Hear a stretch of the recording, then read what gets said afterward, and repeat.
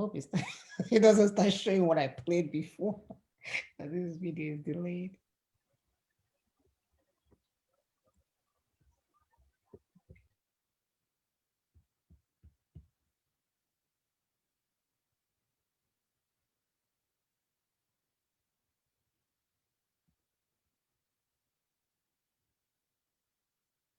All right. Good morning, my people. I think we are live on Facebook finally.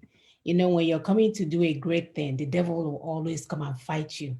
And this is a typical example of that this morning, that we are going to uproot this tree, this evil tree called 1999 Constitution today, and nothing from the pits of hell, from the gates of darkness will stop it. My name is Ponachimi Sagai. I'm here with my sisters today. I will have them introduce themselves. Sisters, please go ahead. My name is Augusta Anosike. I'm here in Richmond, Texas. You know, as we said, we're trying to uproot that tree that they planted several years ago. We're about to uproot it so that our people will get their freedom. Thank you for joining us. Thank you, sister. Sister, please go ahead. Good morning. My name is Ekwe Simon Okube. Before we start, I want to give us a little admonition. Arise, shine, O ye inhabitants of the land of the rising sun. For your light has come, and the glory of the Lord is risen upon you. As owners of the land, remember you have a stake there. You are all stakeholders in restoring our sovereignty. You cannot afford to be a guest in a party you ought to host. Also, as Christians, know that the way you practice your faith will change if you do nothing, if you do not act now. No one will do it for you. You just have to do it. We appreciate those already supporting. Tomorrow, your children and your grandchildren will ask you, what did you do when you had our ancestral land? Their heritage was going to be taken away. I hope you have a good response then. Good morning, and thanks for watching. Good morning, sister. This tree must come down by fire, by thunder, by power, by style, by strategy, by protocol, by pathway. We are bringing you down today. So our topic today is the 1999 Constitution, the mother of all Nigerian problems. The mother of all Nigerian problems. We are going to start by giving you guys a little video clips of some people lamenting. Some of them are lamenting in the church, some of them are lamenting on their platform, some of them are lamenting even in their bedrooms. So let's start off. Hopefully we have fixed whatever that was giving us a glitch this morning, because we are here to do the needful, and no gates of hell will stop it.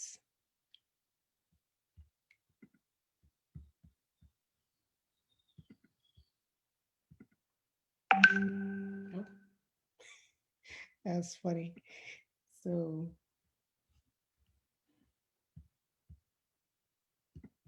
I have a little set. Don't worry, it's working. It's working. It's working. It's one of those days. I had this up earlier, but I guess it resetted itself. So let me start off.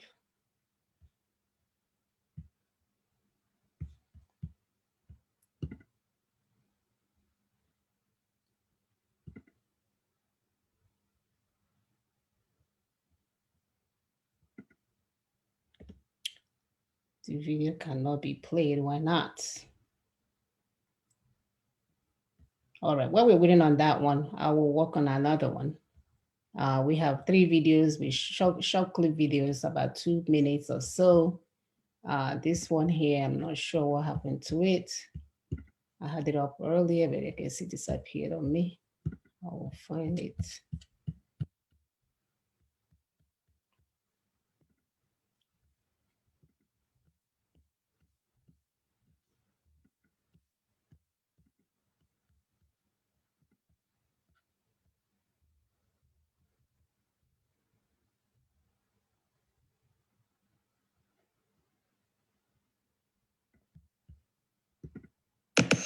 Nigeria, the Jaga Jaga.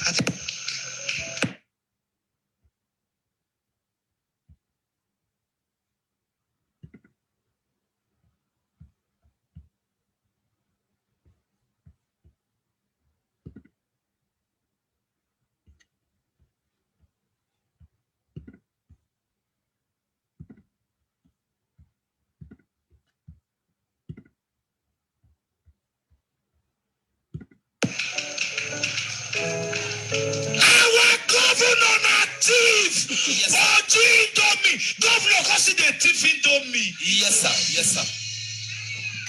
Pastor Chidi. Indomie. Ordinary Indomie. Oh. Yes, sir. Now our governor's got a thief now. Indomie. Ipapu. Governor got thief Indomie. Go ahead down. You head down for Ogun House. Indomie. They've stolen more than that.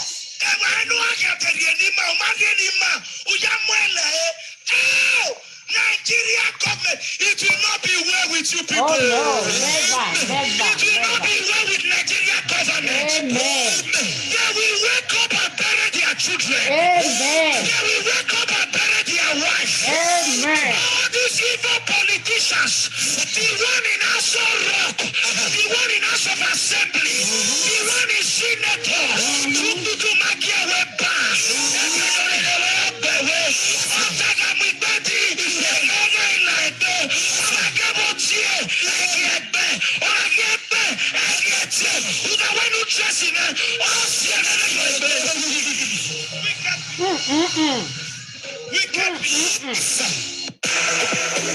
They will reap.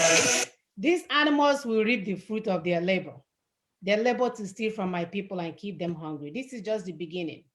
I have another one that will set you crying, because when we tell you guys that these people have taken over, we have criminals in power that have taken over our resources. Oh, I forgot to mention that today is going to be an interactive show. So as soon as we're done with the PowerPoint, it shouldn't take that long. Please hop on Zoom so that we can complete our tree of evil. We have a lot of spaces still left, so we're going to have our viewers to help us to complete that tree, because the problem is endless. We kept thinking, it was too much.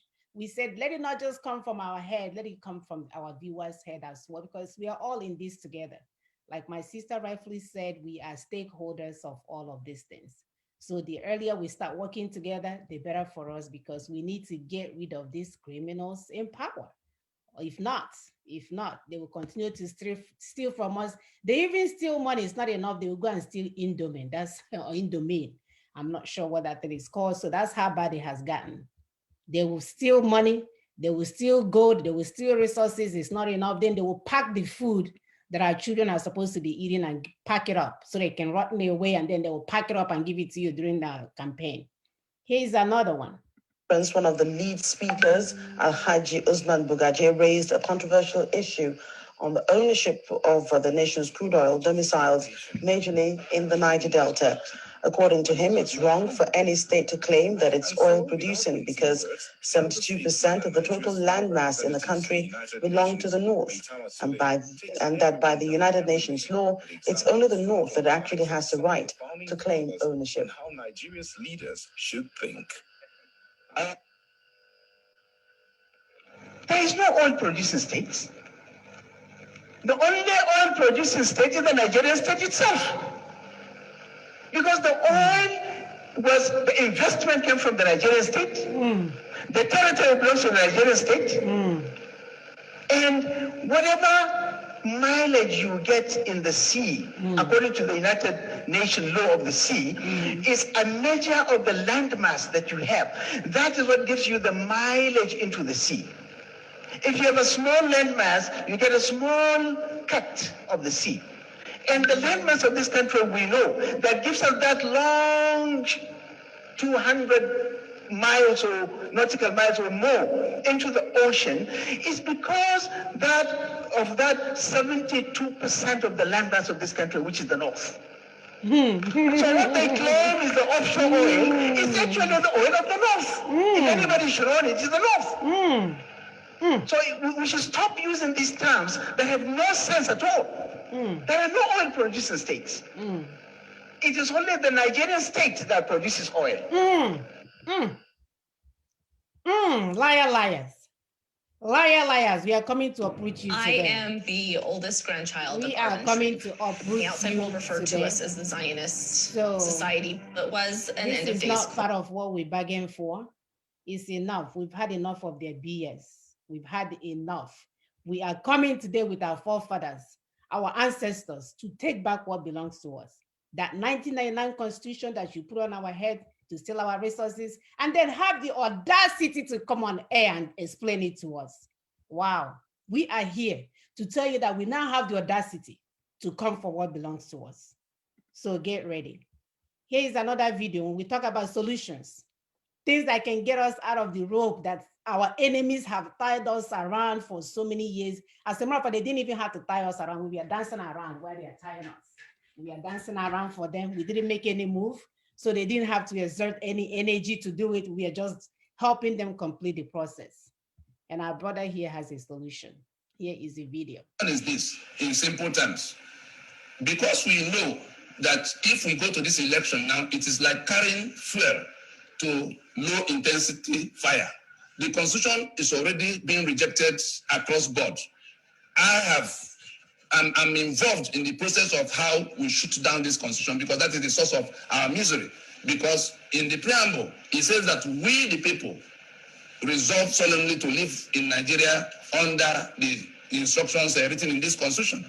That never happened. It was Absalom Abaka and the rest of his criminal band that imposed this document in 1999 and lied that we, the people, made it.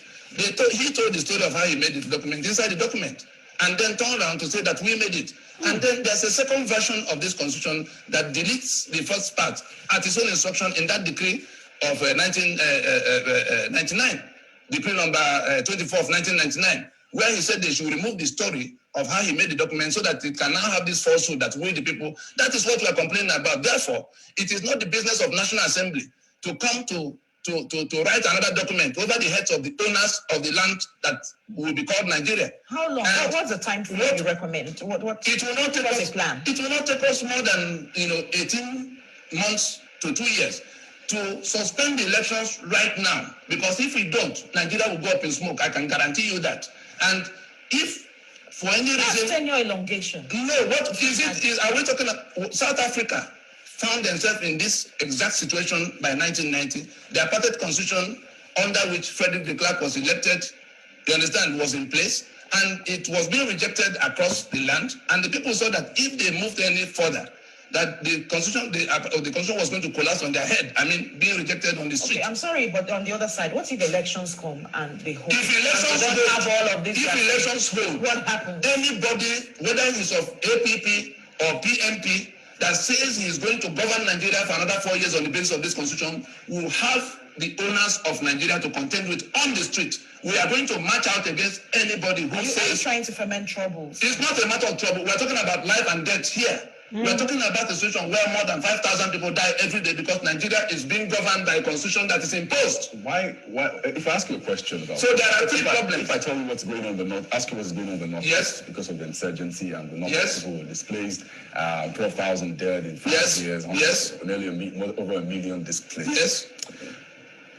It's happened because of years of misrule. It's a general agreement that this has happened because... Yes.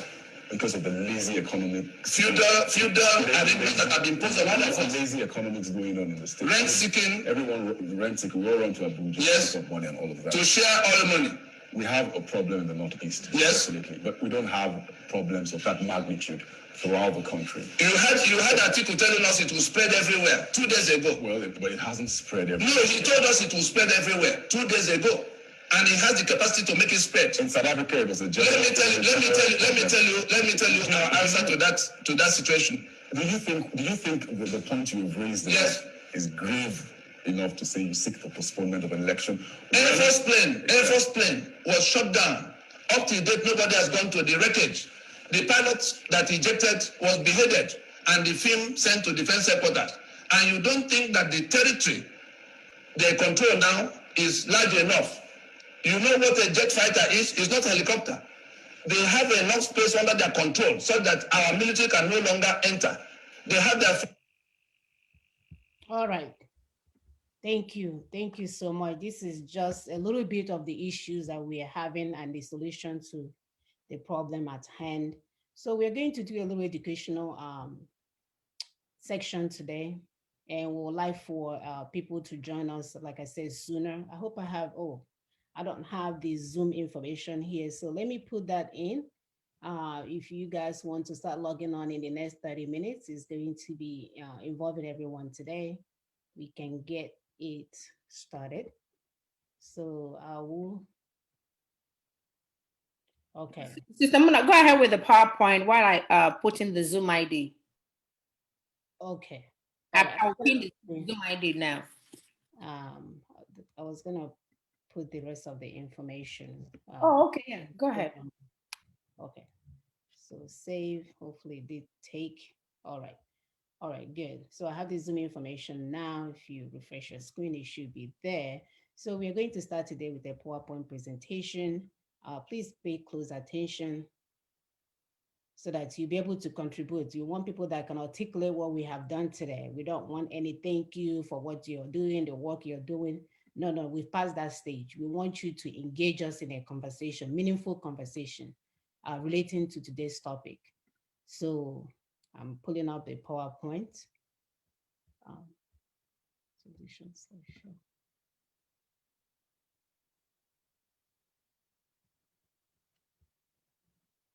What is this now? And meanwhile, Sister Muna, you see that video you just played? Do you know it was before 2015 election? Wow. So our people were even warned ahead of time that if we went into that election, that we were going to be into trouble. We'll be inside trouble. And they went ahead. They did not only do the 2015, they did 2019. Now there are some people out there planning for 2023. My people will say, how many times will something happen to you before you develop sense? You saw all the videos. You see the Fulanis, your enemy, the people, the terrorists. They have their battle script in their hands. They are making videos and showing you what they're going to do to you.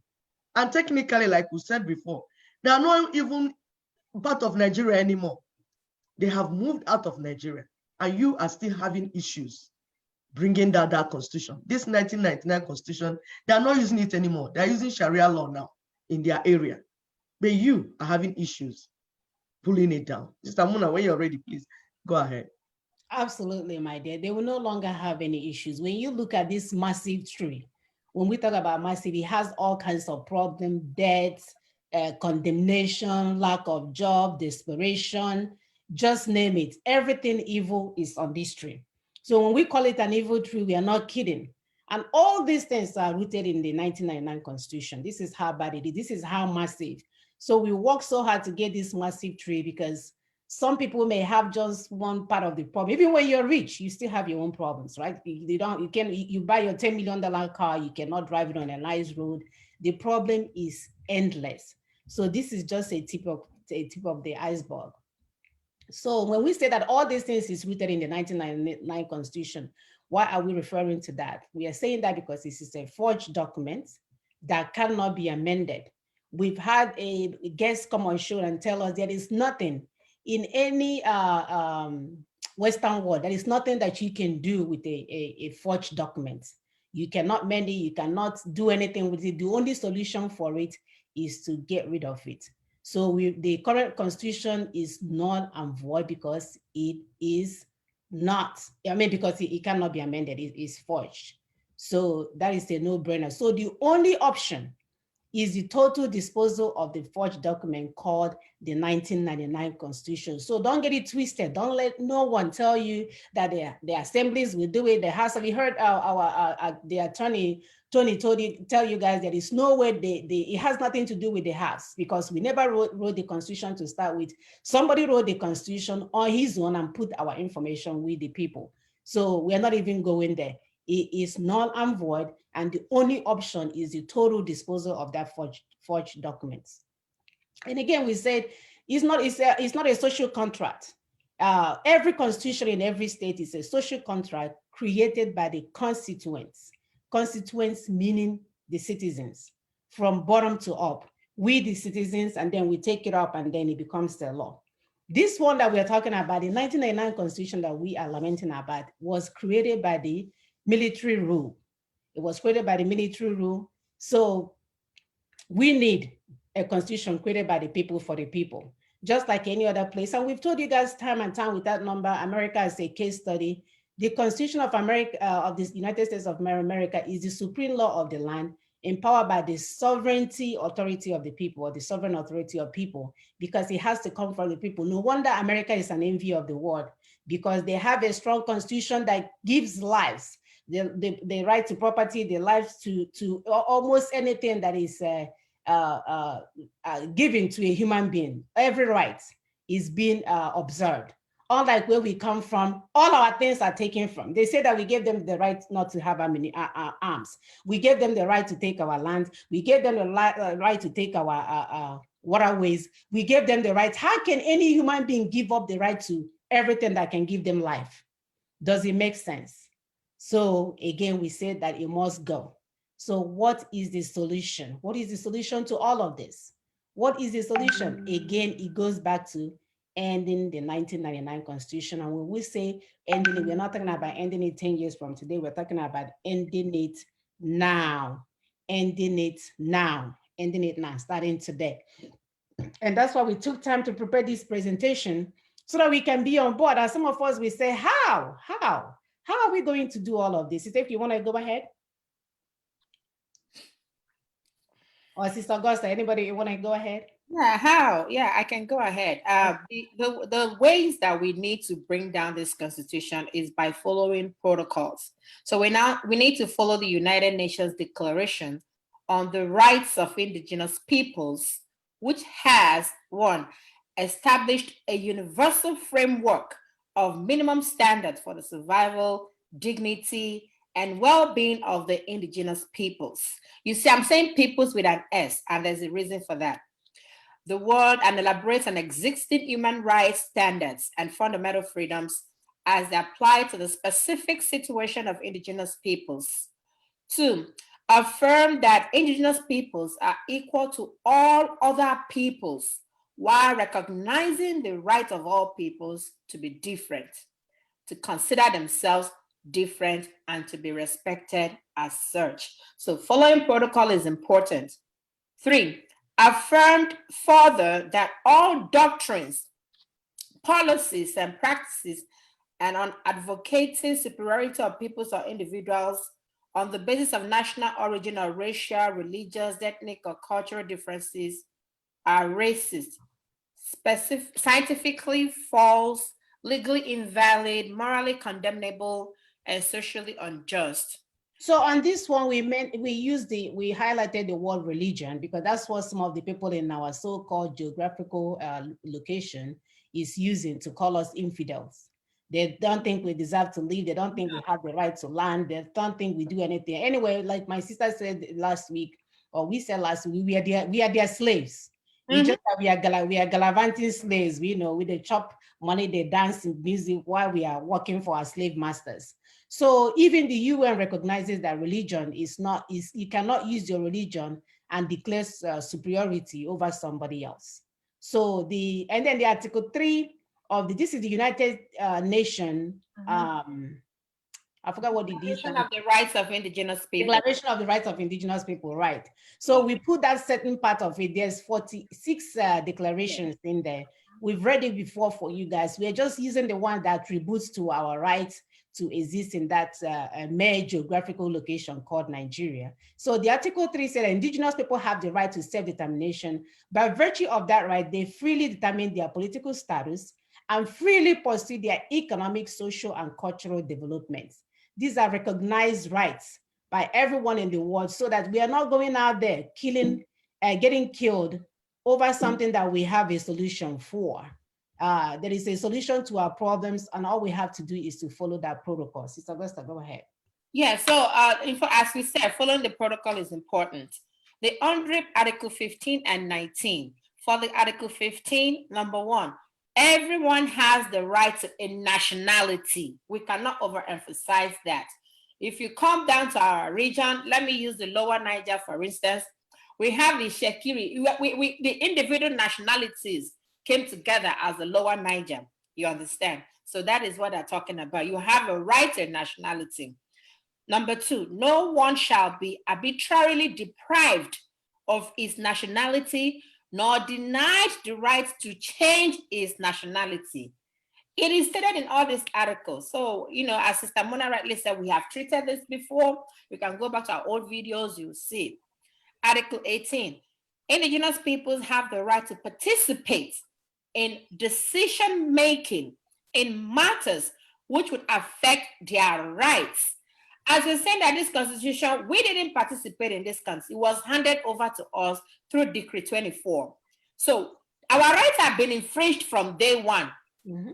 But UNDRIP has told us that we have a right to participate in a decision that affects us through representatives chosen by themselves in accordance with their own procedures. So the representatives that have been supposedly representing us were not chosen by us. The Fulani Caliphate unpicked them. So we didn't choose these people. They go out there and they represent their own pockets, as well as to maintain and develop their own indigenous decision-making institutions.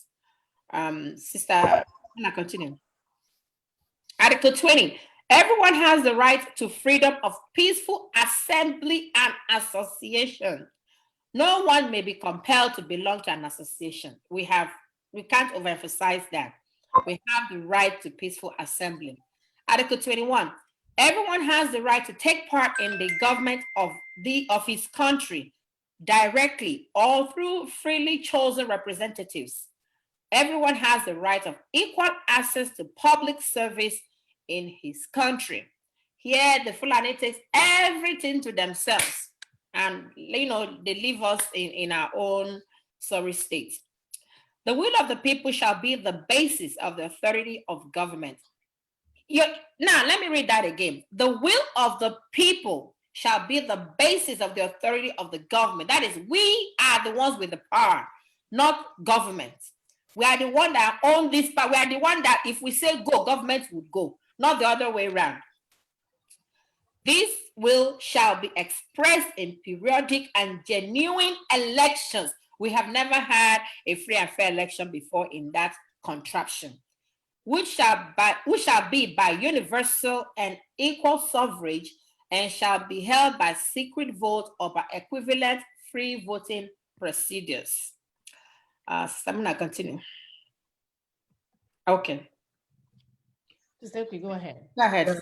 So, there's something you said about the people's opinion, their voices. They have to be part of the decision making.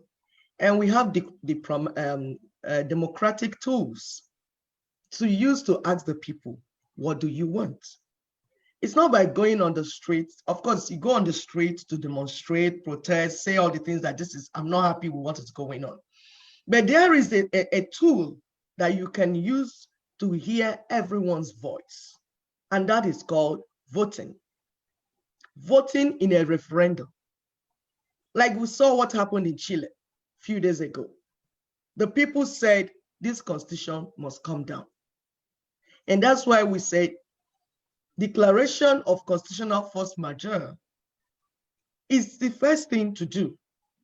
When a social contract, like Sister Mona said, what we have now, the constitution we have now was not made by the people. It's forged. So the next step is not to amend it. You don't amend a forged document. You bring it down. And that process is called constitutional force majeure. That's the next step. And then the people's voice will be heard through a referendum. The people will say, we do not want to live like this anymore. We want to live this way. You have the right as an indigenous person to say you want to be part of this nation or you don't want to be part of this nation. Constitutional force majeure is the only option left in shielding millions of innocent stakeholders of Middle Belt and the entire South, whose ancestral lands have been seized and inhabitants shackled perpetually through the instrumentality of an imposed fraudulent constitution. We are seeing it happen already. We are not asking, is it happening? It is happening. We are seeing it. So this is a matter of life and death. We need to save the lives of the people. We need to save the lives of all the people being massacred in Middle Belt, in Southern Kaduna, Plateau, and it's still coming down south. Article 39, it says, the indigenous peoples have the right to have access to financial and technical assistance from states and through international cooperation for the enjoyment of the rights contained in this declaration. Now, they have told you in this declaration that you have the right to be part of a nation or not to be part of it. Now, they know there's a process to do that, and they know that that process costs money. Like we're talking about constitutional force majeure. We're talking about referendums. These are not the things that you contribute money, your private money individually. The states, we do it because the state is in charge of our resources. We're not begging them. Like what happened in South Africa, the president then called for referendum and they sponsored it. And that is why we are telling Buhari and all those people in Aso Rock, whether dead or alive, the right thing to do now is to step down and put transitional government in place. Because our people have voted a vote of no confidence in you. You are supervising the massacre of the citizens. Even the international bodies are aware. Who told us, a few days ago, the Deputy Secretary of State, US Secretary of State, the deputy was in Aso Rock. Because like we read in this platform, that June 2nd, President Trump passed an executive order. In that executive order, they said, if you kill Christians, we will try to stop you from killing them. But if you kill them, we were not able to stop you, we will hold you accountable. And within 4 days, my people, within 4 days of Lekki massacre, US was in Nigeria. They sent a representative and they went to Aso Rock. They did not say, did you kill anybody? Because their satellite footprints showed them people dying. They saw it. They say, we are saying, bring out the people that did this. The people that did this, we want them and we want to hold them accountable. If you're not able to bring them, then we hold you, Buhari, and all your governments accountable. That means there will be consequences. When US says we will hold you accountable, it means it's another way of telling you there will be consequences for your action. So let people not be scared, like, how do we finance it? No, it is our right that the states will finance the things we want done.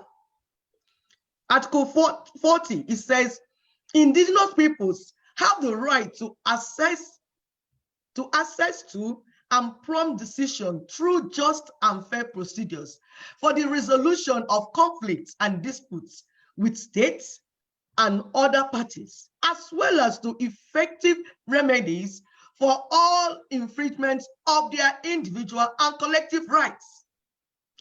Such a decision shall give due consideration to the customs, traditions, rules, legal systems of the indigenous persons, of indigenous peoples concerned, and international human rights.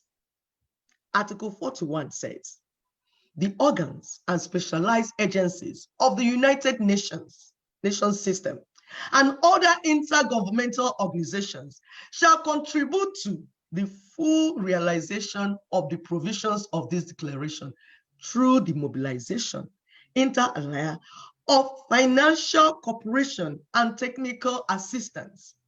Ways and means of ensuring participation of indigenous peoples on issues affecting them shall be established. We're saying that these things have been stated out, like clearly stated. They're not guessing. It's already on print as far back as 2007. And it might interest you to know that our people, the technocrats, people like Wole Soyinka, people that are educated, the professionals, they were part of this 2007 declaration. Because sometimes we talk to our youths, we say, your heart desire is possible, is doable. but there are protocols. There are ways these things are done. And your fathers, whom you insult ignorantly, are walking underground, meeting the people that need to be met, doing all the things and providing all the documents. Because if you do certain things without proper documentation, you will be killed. Because like we tell you that Nigeria is still a sovereign state, and the other nations look at them as such, whether Buhari is dead or is alive. Nigeria is a sovereign state. So you follow due process to do things, so there won't be anarchy. Please go ahead, my sisters. Right. And I'm so glad you mentioned that, sister, about our children's heart desire being worked on. So that they're not going out there and exposing themselves for any army to come and destroy you. And our heart goes out to people that was killed, that were killed this past week. And this is one of the things that we've been lamenting on this show. We came out as mothers telling you guys not to expose yourself to harm, to harm's way. And we were met with a barrage of God knows what you guys were saying. Reports and all that. So as if somebody else will have you guys in their heart more than your mother will have you in her heart. So the results came this week, and it's very unfortunate. It's quite unfortunate. When we have a pathway, when we have a strategy, when we have a protocol that we can use to get where we're going, some people chose not to be here when the new nation, shows, or the new nation emerges. And so we want you guys to know that there are things that needs to be done in order for our heart desire to be achieved.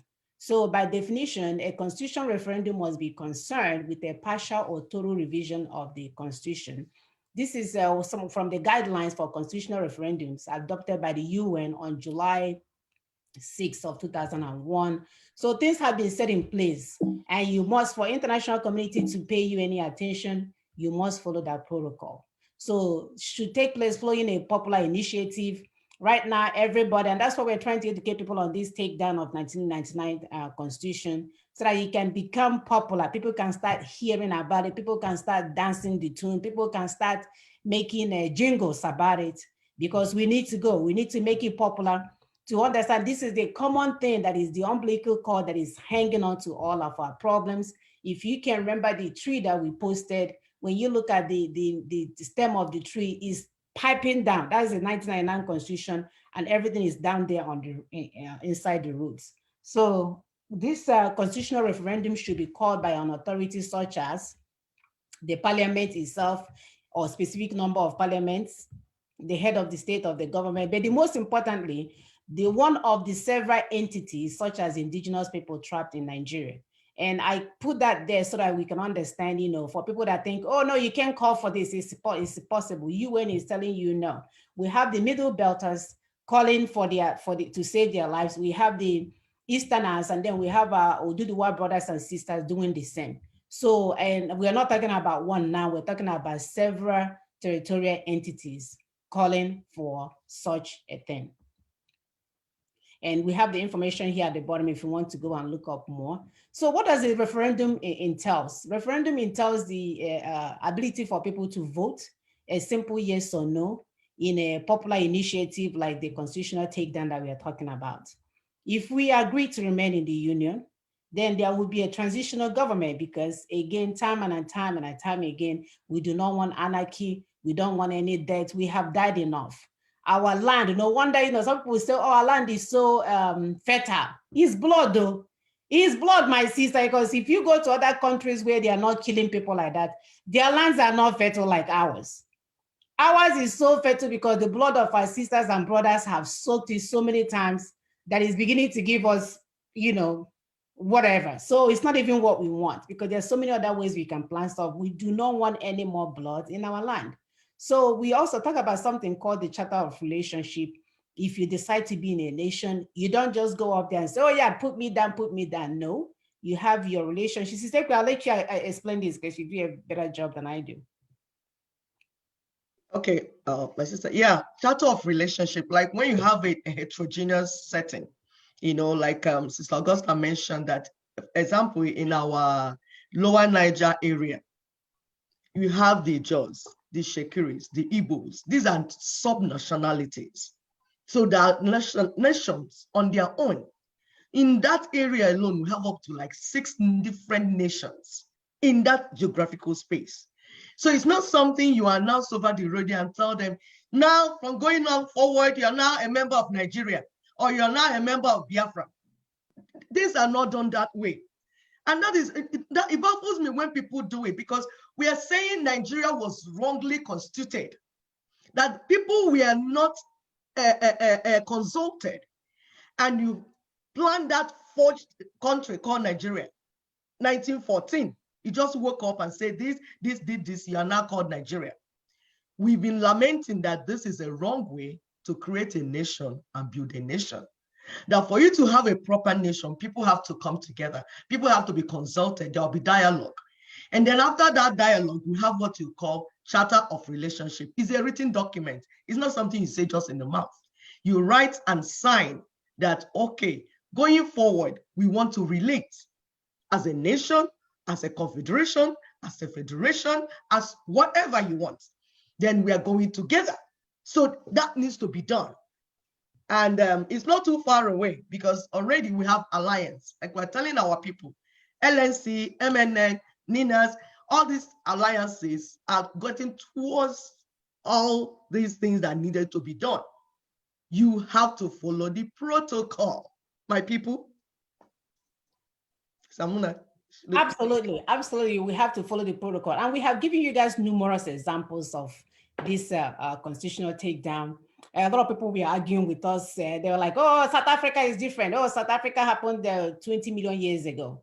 And then we mentioned Namibia, they said the same thing. And God, Lord and behold, Exactly. 4 days ago, recently, Chile was able to vote in their historic referendum. Pull down their useless constitution as well. Yes, so it's not, so that some people, because our men have been telling our children, oh yeah, no, don't listen to them. They can't even do that, because it's only the assembly that can call it. The assembly will not allow it. Nobody will allow it. Jesus will not allow it. God will not allow it. You're gonna stay in hell. And we're telling you evidence upon evidence, even according to the UN declaration, even according to this. And now, 4 days ago, not 40 days ago, 4 days ago. So I'm going to play the video for you guys. For those of you that was stuck in one thing or the other, you weren't able to see the video when it happened in Chile. So hopefully, is it still sharing? The new Hyundai Sonata with remote smart parking assist. You won't find that on a Ford Camry. A massive celebration to mark the end of the last vestige of Chile's former military dictatorship. We've won, chorused this family, in the same part of Santiago that became the epicenter of protests for more than a year. Millions of Chileans who've been calling for profound social reforms had demanded a new constitution to replace the one written 40 years ago under the military dictatorship. Dressed in his Sunday best, 90-year-old Julio Carrasco went to vote in his working-class neighborhood. Not even concerns about the coronavirus pandemic could keep him at home. I've never had a historic opportunity like this before. Oh, excuse me. I got to know that the video is not showing. Is that true, sisters? The video it's showing the examples. It's not showing the video. Okay. Let me, I was trying to hype up my technical abilities. I guess it didn't work. Let me go back to the old. We'll do it again. We'll continue. I will do the old fashioned. And that's the beauty of being honest and sincere. When you do something, it doesn't work, you stop doing it and you do the one that will work. Yes. Right. Absolutely. Some people are still dragging us backwards and wanting us to go to their evil way that does not work. Right. So hopefully. A massive celebration to mark the end of the last vestige of Chile's former military dictatorship. We've won, chorused this family, in the same part of Santiago that became the epicenter of protests for more than a year. Millions of Chileans who've been calling for profound social reforms had demanded a new constitution to replace the one written 40 years ago under the military dictatorship.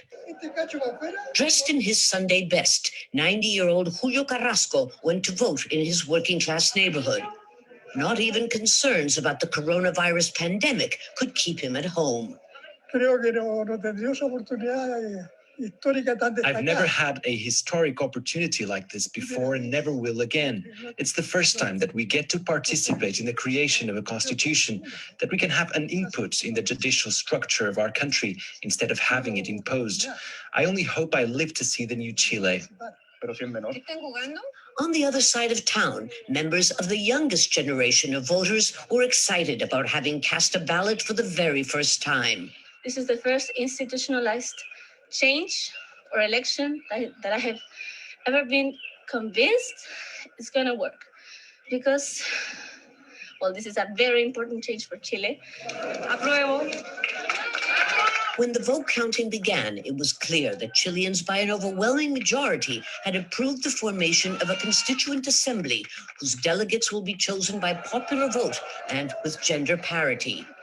They will ultimately be the ones to draft the new constitution, a process that could take 2 years. There was never much doubt about which choice Chileans would make. But now that it's official that Chileans will be writing a new constitution, the big question is, will they have the patience to wait for that change that they've just voted for to take place?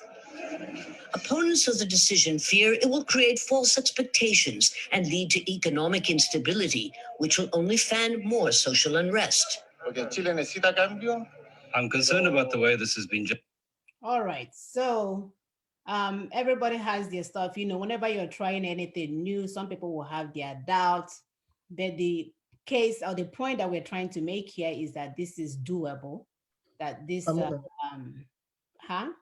Yeah, when you finish, I want to add something before we go to the next section. Right, so the case that we're trying to make that this is doable for the doubting Thomases that we have in our land, telling our children that there is no option, there is no road where we are going, whereas there is no road where they are going, you know. So that's the point that we're trying to make here. Is doable. The international communities, they recognize this and they are looking for you to push for that, and you will get their maximum support. You get their maximum support. It's all, it just say in the frame of us understanding that this is possible. Go ahead, sister. And it's not just that it's doable. You can do it without people dying. You do not need to die to get this thing done if you know your rights. You can hear what they said in that video. He said we are on protest for over a year. So it's something you push and continue to push. It's not something you protest, then they shoot you, then you go home and they say, I'm not protesting again, I'm giving up my rights. No, you will continue to push. If you come on main road, they shoot you, you go and re-strategize. Find another way to protest. There's this video, that's a documentary that Mr. Augusta mentioned last week. How they there's one they protest that when this is our forefathers. So our fathers already knew this thing. They said that if they quit job in protesting when the Britain was in charge, if they stop, not go to work at all, they will kill them. So they invented what you call go slow. They were at work, but they were doing go slow. They were what they will produce in 1 hour, they produce in 10 hours. They went to work, but they introduced go slow. Go slow. Mm-hmm. Mm-hmm. These are our people, our mothers and our fathers. Yes, yes. Not the ones that are alive now, the ones that died. That died. They were sensible enough to know what we work and what we not work, but they will get what they want. They say if they don't go to work at all, because they've tried so many things, they kill them. They now said, okay, let's strategize another way. And women were even actively involved in all these moves. Yeah.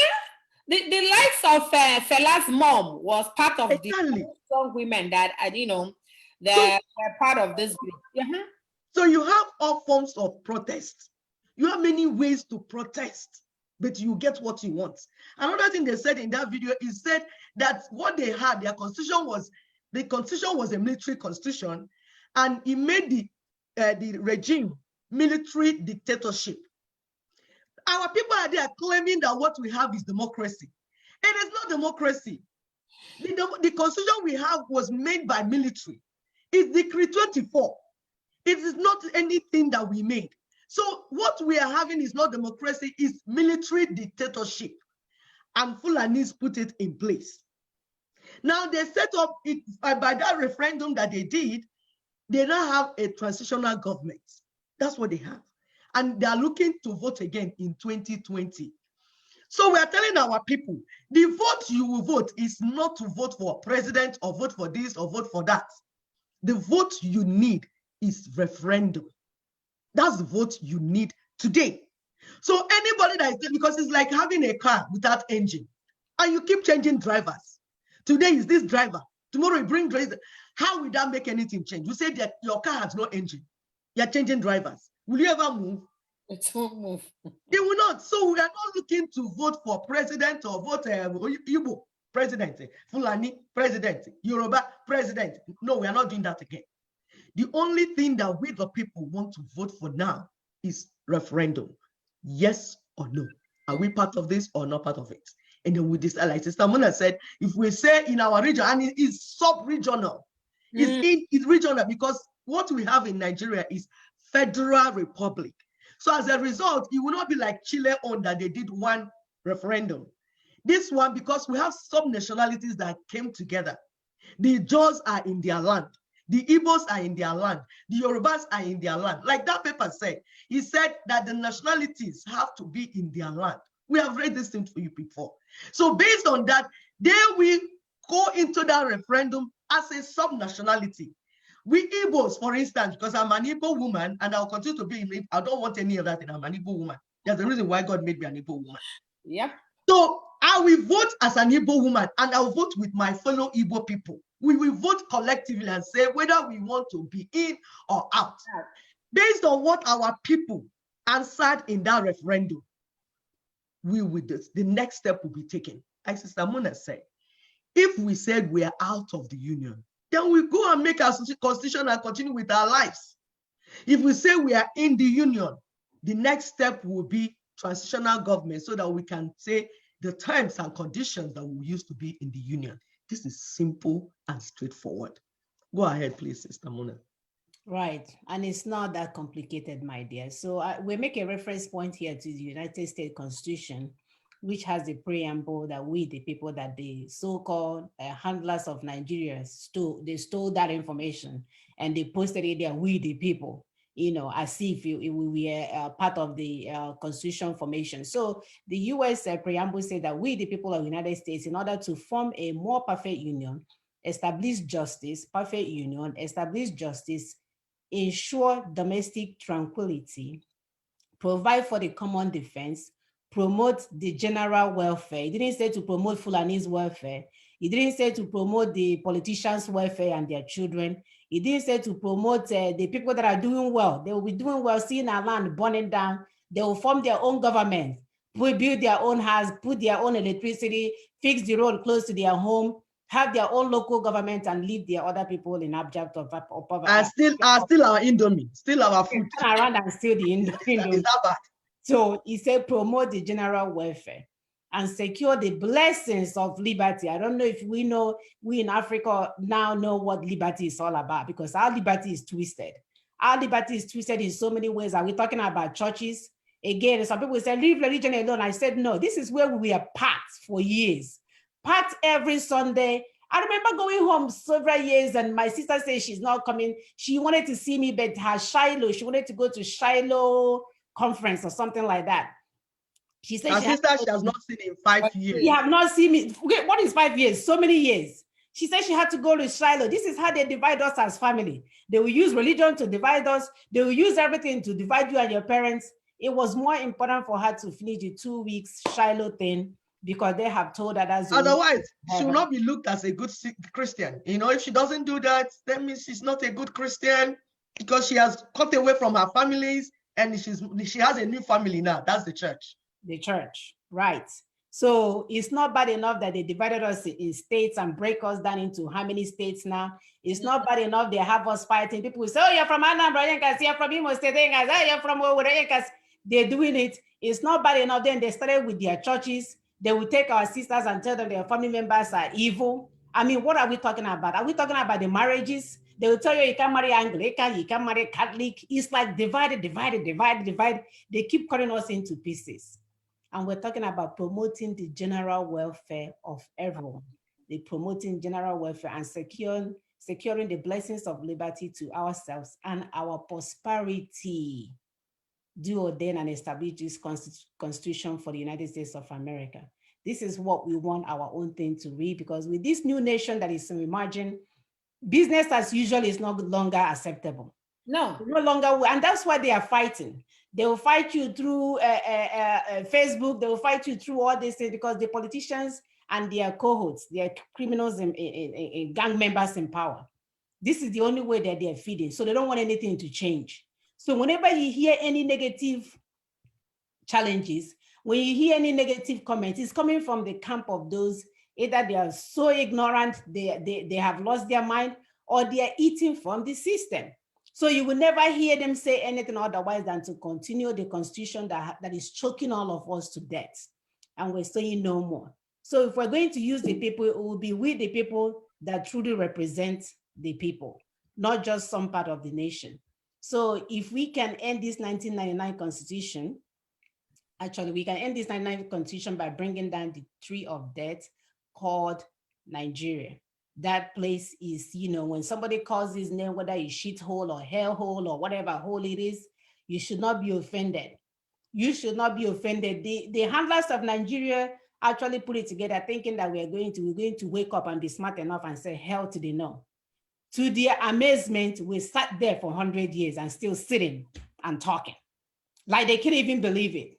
It's like somebody that did a bad science reaction in the lab. It's gonna blow up. You say the thing is there now, effervescent, that more back and forth. You're thinking, are you not gonna explode? Are you not gonna explode? So this is what they have done to us for years. And we're saying, join us now to end the 1999 Constitution. It's a no-brainer. There is no other way to get where we're going. It's that easy. If we can bring our children on board, the future is bright for every one of us. The future is bright. All we need to know is to understand the root cause of our problem and pull it down immediately. So let me just chip in a little bit. As you rightly said, they concocted all these things together, and they were hoping that we would wake up one day and say, hey, hell to the no, as you rightly said. And the truth about it is that we woke up, we saw it, we just sat down and continued to wallow in self-pity, in objectivity. So what I want to pull up is that we know those that have sat around these things. They know the details. They know what we needed to do.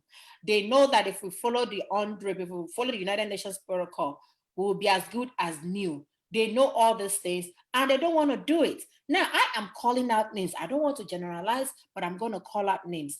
I'm the first person I will call out is the former president of Nigeria, President Goodluck Jonathan. You cannot leave your house that is burning and you tell me that you are going to Mali. Nakonye.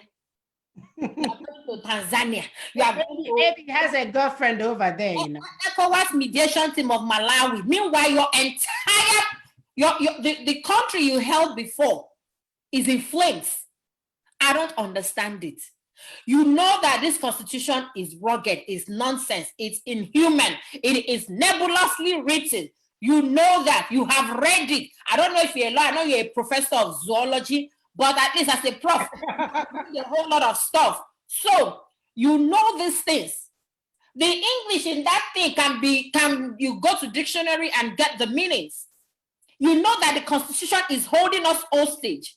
And you are jumping from Malawi to Tanzania to Mali to Senegal to Ghana. You are becoming like Zik of Africa was, jumping up and down and not thinking of our people. You have got to come back and clean up your house before you start going to all those places. Come and clean up. It's smelling, it's stinking, it's burning. Come clean it up. The second person I'm going to talk about is former President Olusegun Obasanjo from the Yoruba side.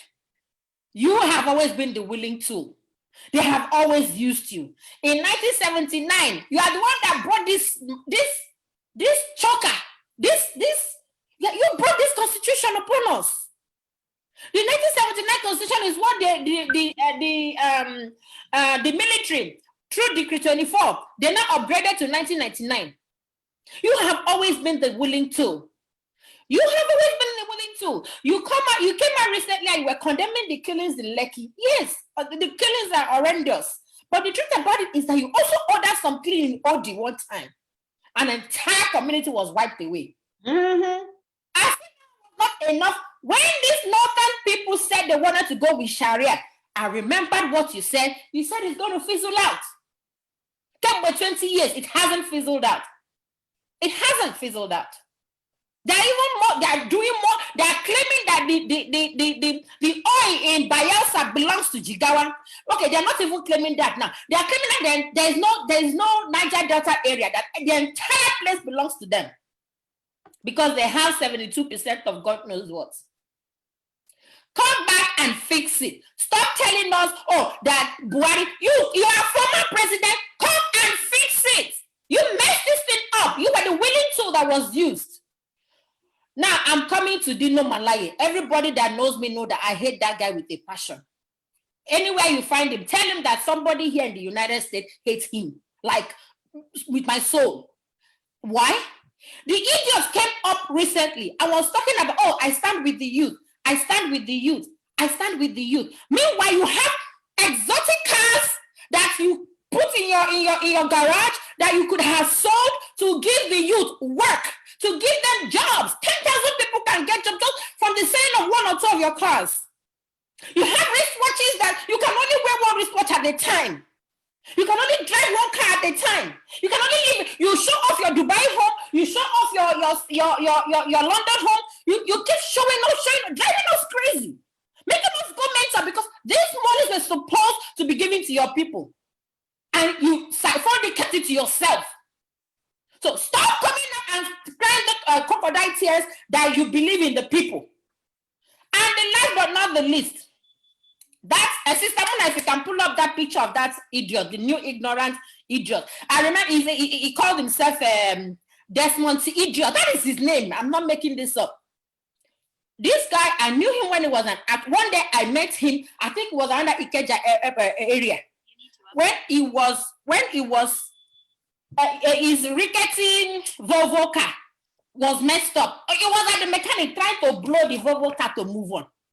Suddenly, the same social media that brought you to prominence, the same social media that propelled you to become an honorable member in Lagos State, is that same social media that you are condemning. You are calling the people that are your age mates children. You are calling the people that are even older than you children. You say, our children, I'm like, duh, what did this guy? If you're too old, you're probably in your early 40s. So you're a young man for crying out loud. You are calling people that are older than you children. That the celebrities, the social media influencers, that they should stop it. They should stop the age already. And I'm like, duh. The same social media that propelled you to becoming who you are right now. You are calling us all out. Look at, if everybody can look through this, look at the gates that this guy, the bridge. He said the Shita Oklado link bridge was reconstructed. Look at what this guy, that is what we're telling you. It does not matter who is in charge. The Constitution makes them misbehave. Look at the bridge, the Paco bridge he built. Paco bridge, plant bridge. Is this the kind of bridges you see in America? Despicable. The trash so close. He was able to put a sign. Honorable idiots, honorable idiots, honorable Desmond idiots. You put a sign of your. The sign is even more expensive than the bridge. This is pathetic. This is unbelievable. Paco bridge is what you build, and you are busy building zinc toilet everywhere. You go and build zinc toilet everywhere. That's why we're saying that it does not matter who gets in there. That constitution gives them immunity to do all that kind of impunity, all that kind of nonsense. And they've got to stop it. Thank you, sister. Absolutely, they have to. They don't have any choice, my dear, because the mothers are here to speak on behalf of their children. It's no longer, this is who is represented. Look at, I even feel that's how his brain is so dirty that when he sees something dirty, it looks clean to him because abnormal has become normal for him. Who will have the And who will have any kind of pride that will go and put his picture near that trash and call it bridge building? Like, you wouldn't even pay me $1 million to try that nonsense. You're representing yourself, you're putting your ugly picture in a place that look dirty and trashy. This is how they be deceiving our people for years, giving them peanuts and having them dance around for them. Oh no, it's enough. That's enough of the mediocrity. Enough of the mediocrity. And then you have people that are out there calling themselves celebrities. You guys mentioned something about someone that owns a magazine. I don't know who the heck he is, playing with the lives of our people. Sisters, you want to comment on that? It's Dele Momodu that has this Ovation magazine. He's had it for a while. His own is just take pictures of celebrities, put it on and make money out of it. They're all about making money out of our people's pain. That's all they're all about.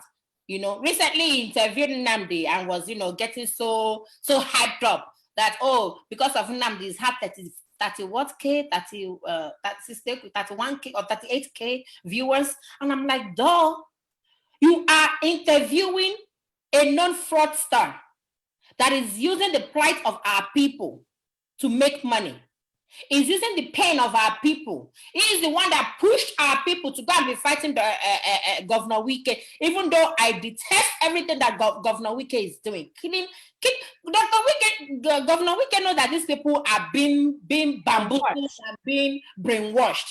So him killing them and picking them from their homes, I don't think I like that. It's not something he should be doing. We don't like that. Not even I don't think. We condemn that in its totality. I condemn that in totality. You don't go picking up people that are brainwashed, because this guy sits in his UK mansion or wherever he stays and spills out rubbish. He wanted to hijack these answers at all means. He found out that it wasn't coming out right. He decided to come and be formulating some nonsense. You understand? And we have told everybody that cared to listen that this guy has nothing for your freedom. We saw him, we worked with him firsthand and found out that he's not interested in the freedom of our people. We know that. We worked with him firsthand. So this is not, did you know that they told you or you heard? No. We worked with him firsthand and found out that he doesn't have the interest of our people at heart. He just wanted to make money. It was all about making money. Donate. And once the money is collected, it ships to Germany. That's what he wants to know. Have you sent your money to Germany? That's what he cares about. After all, a lot of ideas were given to him, he decided not to go with it. So this guy has and he has not met anybody. For those that keep saying he's meeting with America, this guy when he comes to America, he comes to see his IPOB members. That's all. He hasn't met any significant person in America. So for them, because some people like enjoying the pain that we are going through. No, they don't enjoy they're benefiting from it. It's not an enjoyment. They are benefiting from our pain. The one interviewing, the one that is being interviewed, everybody is eating off of my people's blood. Everyone. All right, sisters. But anyway, we are taking down this. Where is my Omo? Well, this tree must go down. It has no choice. My people will live like an American. My people will live more than the Americans. It has no choice than to go down so that we can achieve our full potential. No longer are we okay with mediocrity. We are so done with it. We have a caller, we have a Zoom member. Zoom, can you give us your name and where you're Zooming from? Oh, I hope you're not frozen. Hello? I think he may be frozen. It looks frozen to me. Right. All right. So this is the time now. We're ready for you to Zoom in, call, WhatsApp, however way you want to be part of this tree of death called Nigeria. This is the time to come in. We have alphabets labeled from A to Z. Give us one thing that we can add in that tree that has held down that country called Nigeria, the country that kills its citizens, the country that some idiot will sit in his house and say that something that belongs in somebody else's yard belongs to him. And they're taking it, and all of us are running to Abuja to get our own little share. And it's good enough for us. And we're saying it's not enough anymore. It's not enough. We want more for our people. Definitely we want more for our children. What we do not want is for the desperation of our children and their heart desire to turn into a money-making franchise for some people where they are being killed, while our children are being maimed and destroyed. We are told that some people were buried alive. They may have shot them in the arms. Before they know it, they will drag them and put them in a shallow grave. And we're saying that is not okay. That is not okay. So this is the time for anyone that wants to contribute to this evil tree so that we can take it down, because what's going to happen today, when we fill up this tree, we're going to click a button and that tree will go down. So join us if you can, either by Zoom or by phone or by WhatsApp. The information is posted on the topic today. The information is posted on the topic today. If you look it up, Sister Augusta posted the Zoom and all, but the phone numbers and the WhatsApp number is on the topic. So we have another caller, another person trying to come in. All right, iPhone, your name, please turn on your video, your name and where you're calling from. Hello. Hello. Please turn on your video. Oh, I'm trying to, I don't know. Sorry, 1 second.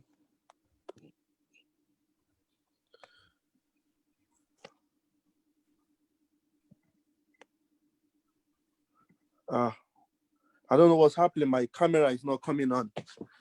Okay, go ahead. Yeah.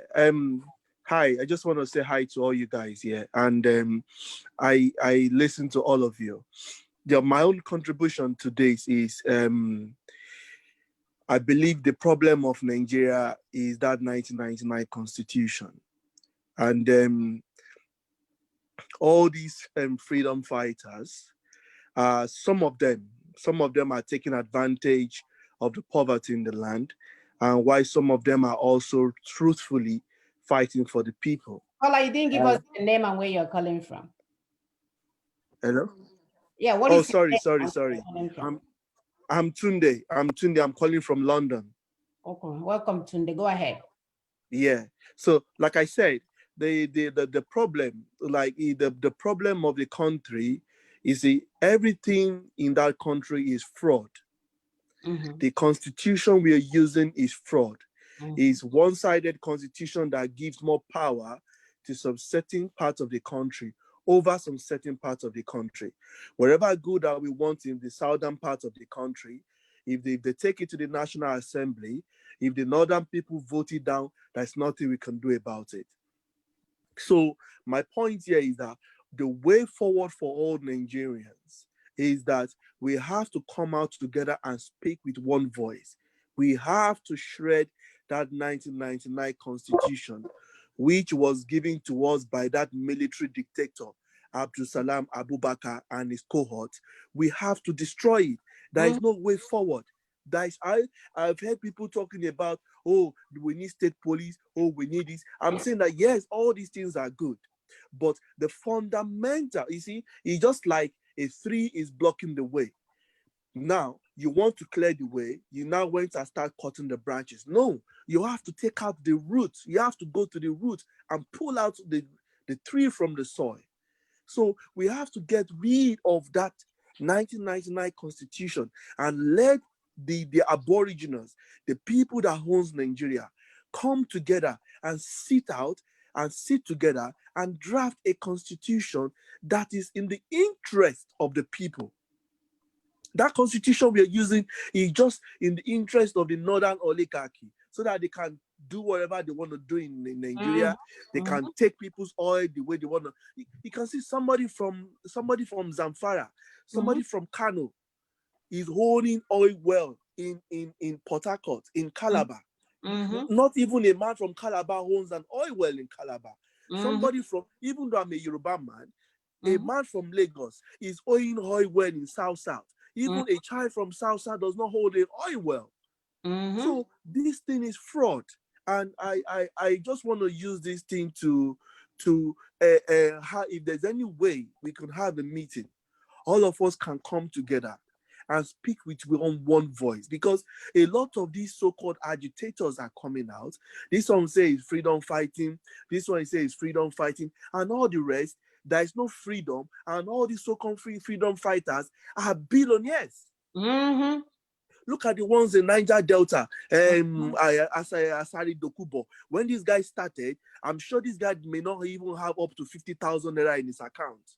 Today, this guy is a multi-billionaire, and even the people who he say he's fighting for, they are still living like they are still living inside mall. Greece, they are living in grease oil.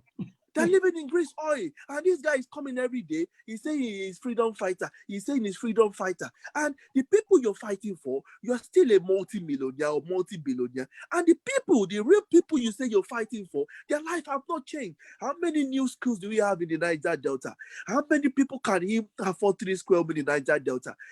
Nothing. So all these freedom fighters are just taking advantage. So I just want to use my voice that let all of us that we have. Let me help you. You know, you were saying how many schools does he have? Did he build in Niger or whatever? No. He built one in Benin Republic. Benin Republic, yeah. I know. He didn't build for his people, the so-called people he fought for, but he built one in Benin Republic. That's why I'm saying that all these guys are fraudsters. All these guys are, even these reform Niger Delta militants and all the rest. Anytime those guys go broke, they just come and start threatening. All they just want is government to give them oil pipeline contract, government to give them money, and they go and enjoy themselves. They are not fighting for the people. They are just using the fraud in the system to enrich themselves. So we that are really, because me, I'm not suffering. At least God has blessed me to a certain extent, because my mom, I lived a little bit. I'm half Yoruba, I'm half Igbo. I lived a little bit in Aba, in Abia, Ishalangwa, because my mom is from Aba. So I've been to all these places, and I can tell you, it's terrible. So we in the diaspora, I don't know what we can do, because in fact, our life is not even safe, because even though you go back home, with all your money, your life is not safe. People can, because you see, people can kill you because of your wealth. Because if you're a rich man living or in the midst of people that are poor, your life is not safe. So my point here is that we need to come together and find a way to solve this problem. Everybody's, whether it is Biafra, whether it is Oduduwa, at least we have to get rid of that 1999 constitution. Because you see, in that 1999 constitution, there is no room for referendum. Do you know that? So you cannot even call for referendum. If you say you want to call for referendum, those northern oligarchy, they will send soldiers to you and kill you people off. There's nothing you can do about it. You see, so I think that's just my own constitution, is that the way forward is to get rid of that 1999 constitution and sit down together, Yoruba, Ijo, Igbo, Hausa, Fulani, and draft a constitution for the interest of the people. Thank you, Tunde. Thank you so much. Tunde, thank you. Yeah. And secondly, what is the meaning of the leaf you're using in your mouth? What's the meaning of that? I'm calling my ancestors to come and help take down this thing. Okay, I just want to be sure. He was, Sister Mona, he was supposed to give us something to add to the tree. So what is he giving us to add to that tree? You mean honestly, you guys have almost mentioned everything, to be honest with you. I think there is nothing evil. I think that tree should be a catalog of evil. Anything evil should be on that tree. Sadness, bitterness, hunger, disease. Just anything evil that comes to your mind should be on that tree, because Nigeria does not breed anything more than evil. And the only time Nigeria can begin to breed something good is when we get rid of that constitution and people can begin to build for the people. You see, so my own point here is that I don't know how we in London, we try to protest every day. And I think if people in other parts of every country can continue to protest, people can continue to hear our voice, because you see, the politicians who are representing the people in Nigeria are only there to represent themselves and their family. You see, Ohaneze, I used to call them Ohaneze, India and Indioshi. You see, these guys, they see the whole, and the Igbo governors, they see all the whole hunger in the land. They see how Igbos are being marginalized. They see all this evil thing that is happening. They have a meeting which other day. The only thing Igbo governors could come outside is, oh, they support one Nigeria. They did not say anything about all the evils in the land.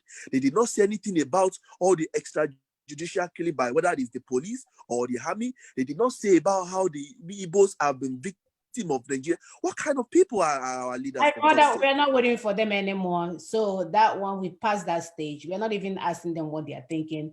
The good men and women, like my sister said, that we are all stakeholders. So we thank you for recognizing yourself as a stakeholder, looking to see what you can do to bring this tree down. So we are going to bring this tree down one way or the other. And I'll then add something to what you're saying. yes, and okay, then, thank you. Okay. Go ahead. Thank you so much. Okay. Okay, yeah, you're welcome. Yeah, bye. So Tunde, I wanted to respond. I don't know if yeah, I'm listening. I'm with you. I'm with you.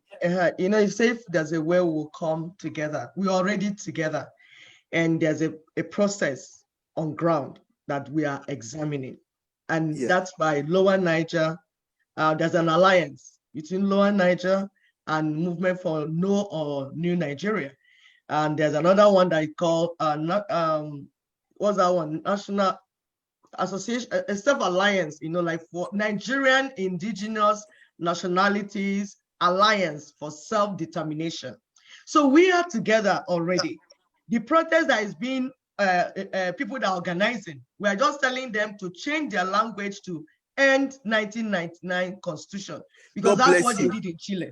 So anybody that is protesting anywhere you are, because this is why we are talking to our people, that different people, and I like what you said, that people came to make money from our people, and that is the fact. Shut the fuck up, Black. We are giving to them now. That money you are making, whatever you have got, go and eat it. Go, but move away from the people, because we, the people, are now here. We don't want anybody fighting for our freedom again. We the people, we want to fight for our freedom. We the people want to fight for ourselves. So we're saying those that are protesting, your protest Shut the fuck up. Shut the fuck up. And can you take away this person? Your protest is end 1999 Constitution. That's what in fact, saying. Just to buttress my point, do you know that Chile, I don't know if you know of the country called Chile.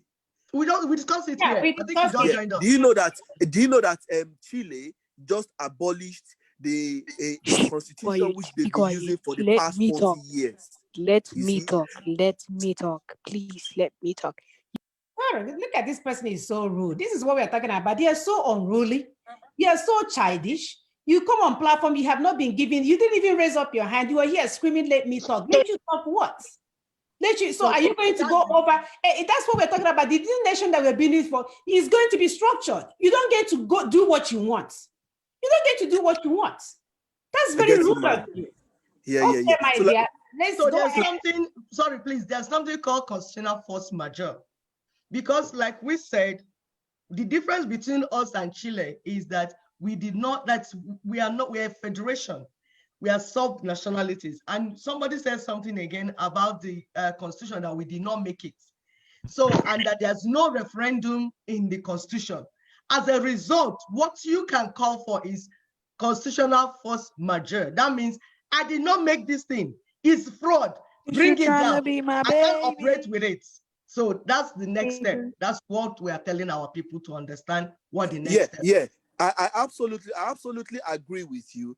That's why I said that like the NSAS movement, like for me, the only thing I will be part of, because I've followed all these freedom fighters for a while, and at a certain time, I've always got disappointed by them, because sometimes you just realize that it seems that these guys, they don't really know where they're going. They say this today, they say this tomorrow, they say this next tomorrow. So for whatever protest that want to go on right now, it has to be, let us abolish that 99 Constitution. Finish. And that should be our stand. We should not leave the streets of Nigeria or the streets of anywhere we find ourselves in the world until the government listens to us. And I want all of us to come together and plan a day or a month that this is where we're going to have this protest. And this protest will be the protest of the world, whereby we are going to everywhere in every part of the world, every Nigerian, we're going to come out and say, we've had enough of this fraudulent constitution, which was given to us by Abdusalam Abubakar and his northern oligarchy. We want a constitution for the people. We want a constitution that we the aboriginals of Nigeria come together and write it by ourselves. Not somebody in Kano or Katsina with few northern military just draft a constitution for only their own interest. You see, for me, if this protest is not in this line, me, I will never take part into it because I don't want to waste my time anymore. I don't want somebody to. Yeah, I don't want anybody to keep wasting my time because there's no point. You see, this one come out to like I saw that sorry for going on. I saw some people came out the other day on Vanguard newspaper. One group, they call themselves one NSAS group, and those ones were making 9 demands. And I looked at all the 9 demands. I was like, I feel like even spitting on my laptop, like what you see, before you know, these are the people, these are the elements, maybe they are being funded by the government to derail us from the real subject matter. Exactly. You begin to see all these people springing up here and there, and then Thank you, my brother. Thank you, my brother. You are so cool. I like the idea of getting together and planning a. We have to plan. Yeah, it's very important because if you don't plan, we're going to fail. Yes, please text me your number on our platform, okay? Text me your number on WhatsApp. Thank you so much. You're very knowledgeable, and this is the kind of brother we are looking for here. People that can help strategize, that are passionate about what we're doing, not followers. We're looking for leaders, people that can be in the front. So Ebenezer Ikoku, please go ahead. Make it snappy because we have 3 other people. Unmute yourself, sir. Okay, God bless you, my sister. Well, yes, this is me, by the special grace of God, your brother.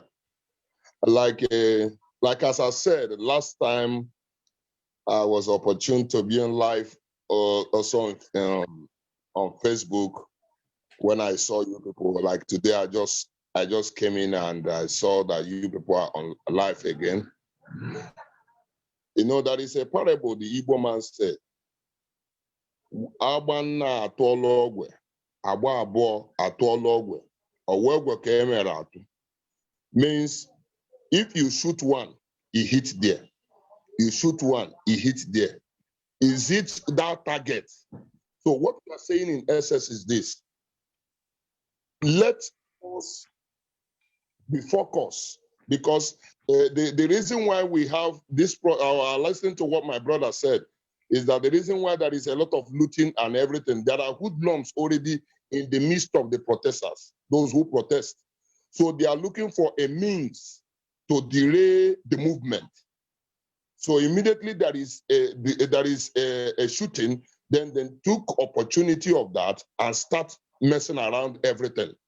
So one thing I still remain is that the problem of this country called the zoo, like my leader always say, is everybody should first of all go his separate ways by destroying the stupid constitution written by Abdul Salam and Babangida and the rest of them. So, and there is the problem again, the reason why they are strong and they are adamant listening to people is because the Great Britain is supporting these people. The Great Britain are milking the country from behind because that is the reason why the power was left in their hand. Because by the special grace of God, I was born and brought up in the north, Kaduna State precisely. So that I know what I'm saying. So that is the reason why like the refinery you see, they are building in Lekki, where the Protestants blocked and all the rest of them. That refinery, everybody is looking at it as Dangote refinery, but no, it is not. This is the refinery by the colonial masters because they have come to understand they are having issue with the Niger Delta militant. So that is the reason why they are changing avenue. And if you look, this is the biggest in West Africa or in Africa as a whole. So one thing I'm saying is this: let our people keep protesting in the diaspora. Let them say they should end Nigeria. They should first of all end the country called Nigeria. Let it end. So if we will come back to table. Thank you. Thank you, Mazi. So we don't want to derail from one of the things that we wanted to do. When you come on, tell us one thing we can add on the tree, and then you go on and then make it snappy. Because we already know what the issues are. We already know what the issues are, and we can complain and add Britain, add whoever you want to add. But again, if we can take down this 1999 constitution, our problems will come to an end. And people that are benefiting from the current constitution don't want it to end. So it behoove those of us that are the stakeholders that are not benefiting from the system to sit around and watch them continue to benefit while we are not doing anything. So tell us one thing we can add to the tree so we can allow our next caller to. Please, I would like you to add your next caller, please. God bless you. All right, thank you so much. All right, so next caller, your name and your where you're coming from. You can unmute yourself and turn on your video. I don't know why people are afraid of turning on their videos. Go ahead, caller. iPhone. Okay, they're not talking.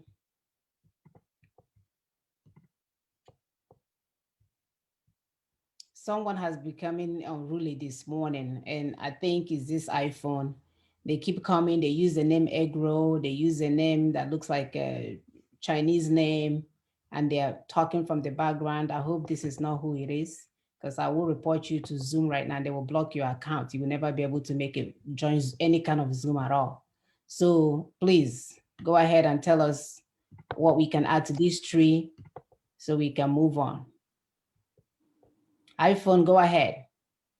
Oh, hi. I was the one that spoke earlier on. Okay. You recognize me. Yeah, there's something this brother said, which I listened to.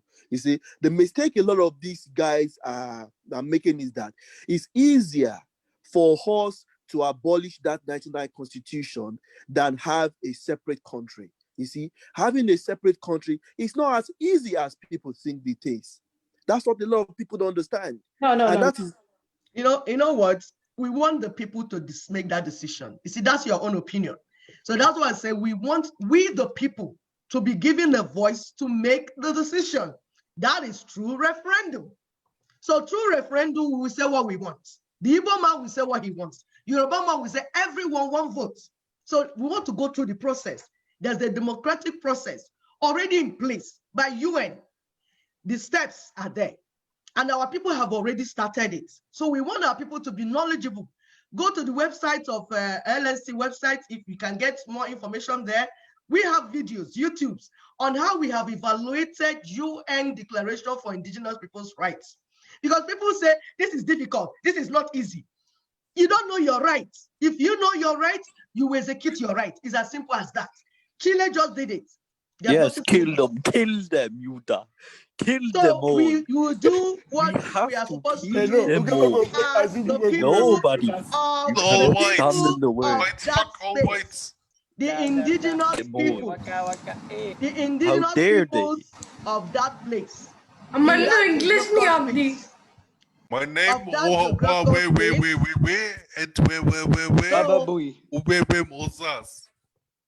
That's what happens when you have crazy people all around, moving up and down. Some are in different places, but like we're saying, this is more why we want to have our borders. So we protect our land from crazy people. You understand? It's very important. Yes, we have to kill them all. Kill them. Go ahead, sis. I'm sorry. Yeah. So we want one thing for our people. We need our people to be knowledgeable. Please, it's very critical. If you see what happened in Namibia, South Africa, they got independence. But the people, the citizens, are not fucking stupid! Fuck you, nigger, you fuck. So the people are not knowledgeable. If you are not knowledgeable, you will not be able to sustain the freedom. This is why we are here every Saturday teaching our people on their rights. What you have the right to do, just do it. That's all we're calling for. So end 1999 Constitution, then we take it from there. Absolutely. And you see how desperate they are. They know their days are numbered. It's coming down. If you like, buy 50 iPhone and give it to your alamajiris to be calling our line while we're on air, it's not going to stop you. Our No. people are already enlightened. They know what is going on. So no amount of your propaganda, no amount of your thing will allow you to continue to do what you're doing. The point is that we are here, the stakeholders are here to say enough of your stealing. Even those that are being given the phone to make the phone calls, your life is not even safe.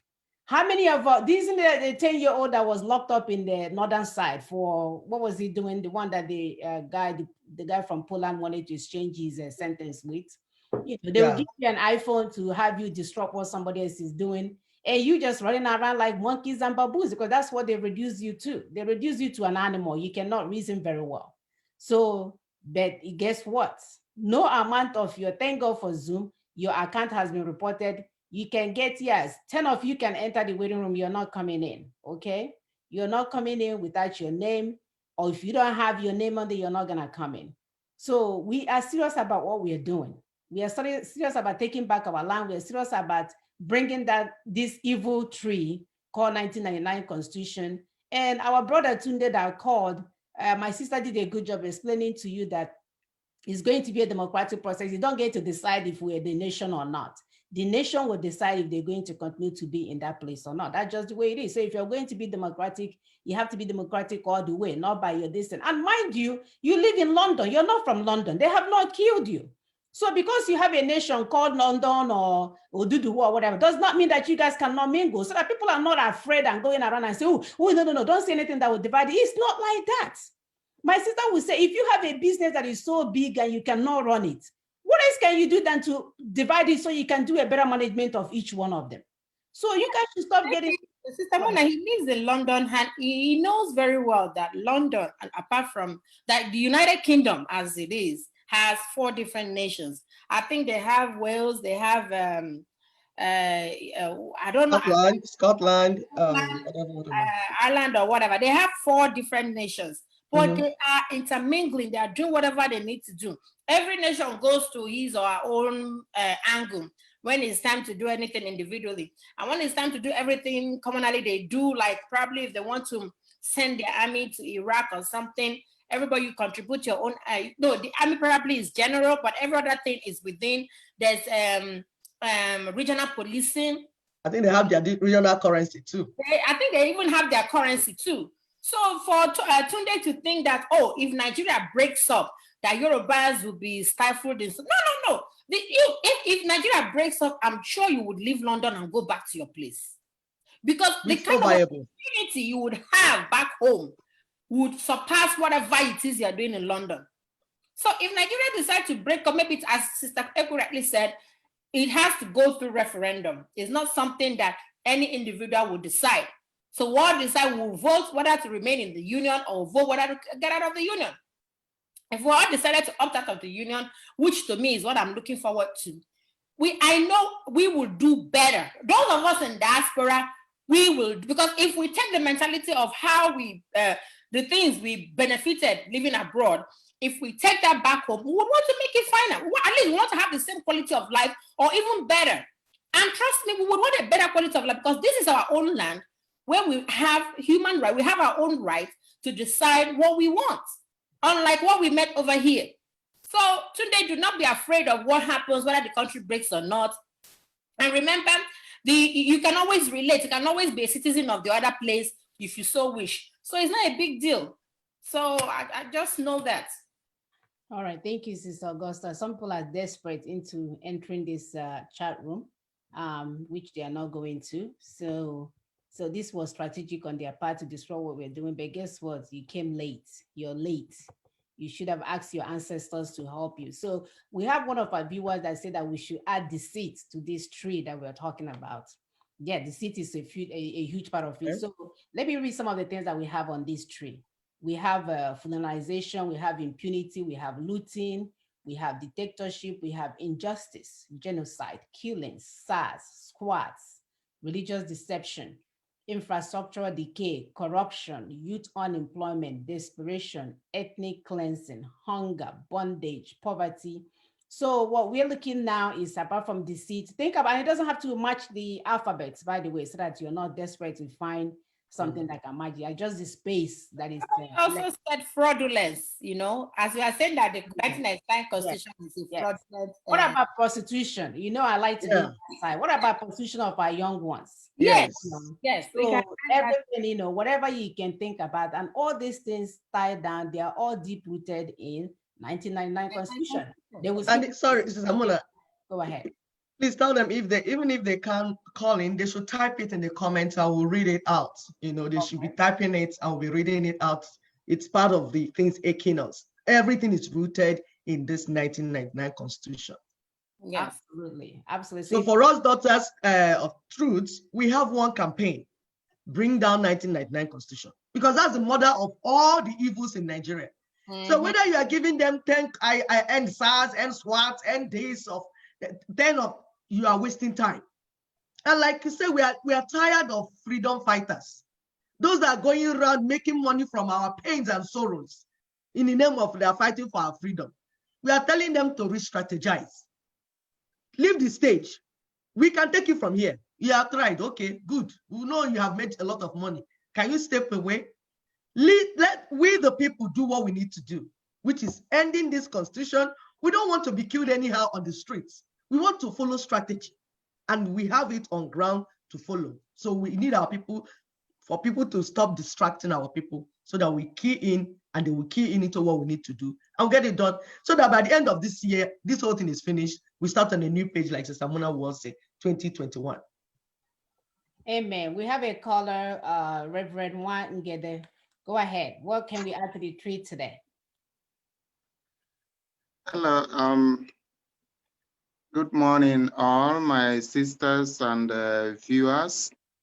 I just want to thank you. Okay, my name is Father Raymond Chukwuemeka Nwegede. So I'm calling from Pennsylvania. So I just want to thank you for today's program. And there's something I just want to point out. It is clear that our young people are really confused. Probably most of them are uninformed. Each day they bring different demands. I just read from Facebook how MASOP had a meeting with the governors and other stakeholders, and gave a litany of needs, or what they call a communique. In it, they are requesting for Igbo presidency and other things. So it's really baffling, because it's like all these efforts being made to enlighten our people are falling on deaf ears. But I will not give up, because I even think that those of them, the MASOP under MADO, are already informed and know where we are going. So, but I don't know. So another thing I want to point out, some people, even those of us abroad, think that part of our problem is that old people are leading us, and some group of youths are agitating to become leaders, or to take up the leadership mantle from the old people. But in all this, we know that it's not just about old people, because here in this country, there are many old people who have been there for many years, but things are working. These people, they have used their youthful age to work, to serve in different aspects of life, but they now decided to do what, to go into politics just to help their people. So I don't think our problem is the issue of the age of those in the political class. The problem is the Constitution. So whether the young person, even youths might even do worse than the old people. There will be worse. So Desmond Elliott has shown it. Desmond Elliott has shown that the youth, without change of system, will be worse. Go ahead, please, Reverend. yeah, so mine is that we continue to enlighten our people. I believe some people are really queuing in and getting the right message. Our brother Tony Nadi has been doing his own, what he knows how to do best. You people are also doing your own. So we continue in our little ways. Those of us who don't control the social media, in our little ways, we continue. Those who want to hear will hear. But I believe once the constitutional force majeure is enforced, I believe everybody will automatically queue in.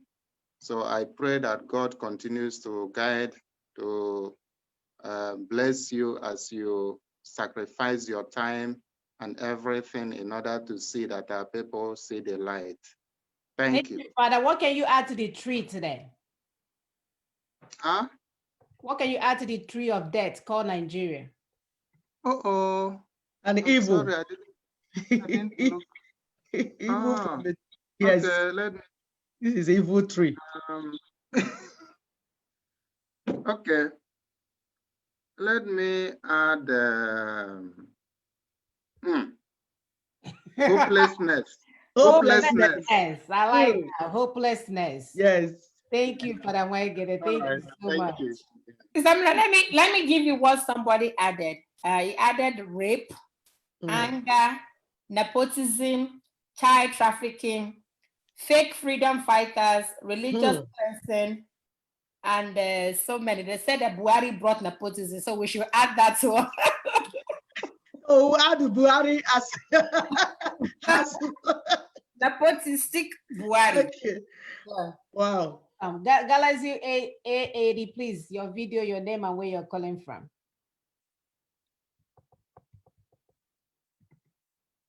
Galaxy A80. You can hear me? Yes. Oh my goodness. I am sorry. I don't think because of the position where I am, maybe it won't be that comfortable, but I'm a regular caller. It won't be comfortable enough to video on. I don't know how, maybe if you are comfortable with it or not, but this Go is ahead. the first. Go ahead. Your contribution. Go ahead. Yeah, thank you very much. First of all, let me add to the three. Nigeria and something like a paper they call a constitution is a bridge to hell. Name and where you are calling from. We know we don't have your video, though we know who you are. Please, our members may not. Exactly, darling. Exactly. It's same brother, Chukwemeka Njokwezala from Himembano in Imo State, a place they call Imo State. I add because nobody can ever come from let me just not take so much time, but fraud has reached to the highest level of our day-to-day life. Yes. That's the type of corruption that are coming from people who want to intimidate, who want to grab whatever you have, who want to kill you because you are dead. It's like a source of survival for them. So Nigeria and its constitution is nothing but a bridge to hell. In fact, the gate highway to hell. That's what I am going to add to the tree today. Highway to hell. Highway to hell. Anyone that wants to go to hell. Double highway. Double highway. Anyone who follows that way is going straight to hell. Straight to hellfire. And nowhere else. That's the word I used. I told Professor Wala during the ADF meeting. I told him, I said, you have patched Nigeria too much. You have bring great ideas, thinking that there is one thing I find out since I lived in Europe here since 2002, is that this part of the world and highly civilized people, they make you as a friend or they ally themselves with you based on something called common values. If they be able to say that, oh, like you share same values with them, it doesn't matter if you are black or white, right. They will make you their friends. That's one thing that pilot their face of human being on earth is ideas and values, common value system. The same way you reason is the same way I do. The same way you see about economy, political, and otherwise is the same way I do. Do you understand that this thing we are saying, that this thing they call constitution is a death trap? Do you know that the Northerners don't understand it? They think that it's a Southern propaganda. That's the way they see it. And the constitution is always something that passes through referendum. Any constitution that doesn't pass through referendum is not what to call a constitution. It's not a constitution. That's like a document, a decree, more or less a military decree. So we calling it a constitution is sending a wrong signal to the world, because that thing is not a constitution. Constitution is a document, only a document, an idea. But when you pass it to the people, if the people, majority of people can be able to say yes, then it becomes a supreme law of the land, which is the constitution.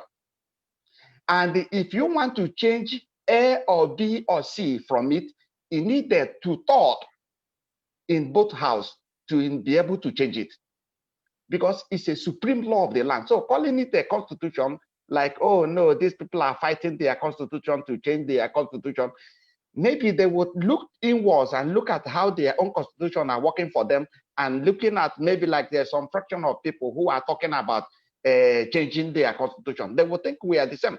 Our own is not the same. Our own is not a constitution. Our own is a military decree that took away our life, that took away everything that we were supposed to use to develop ourselves.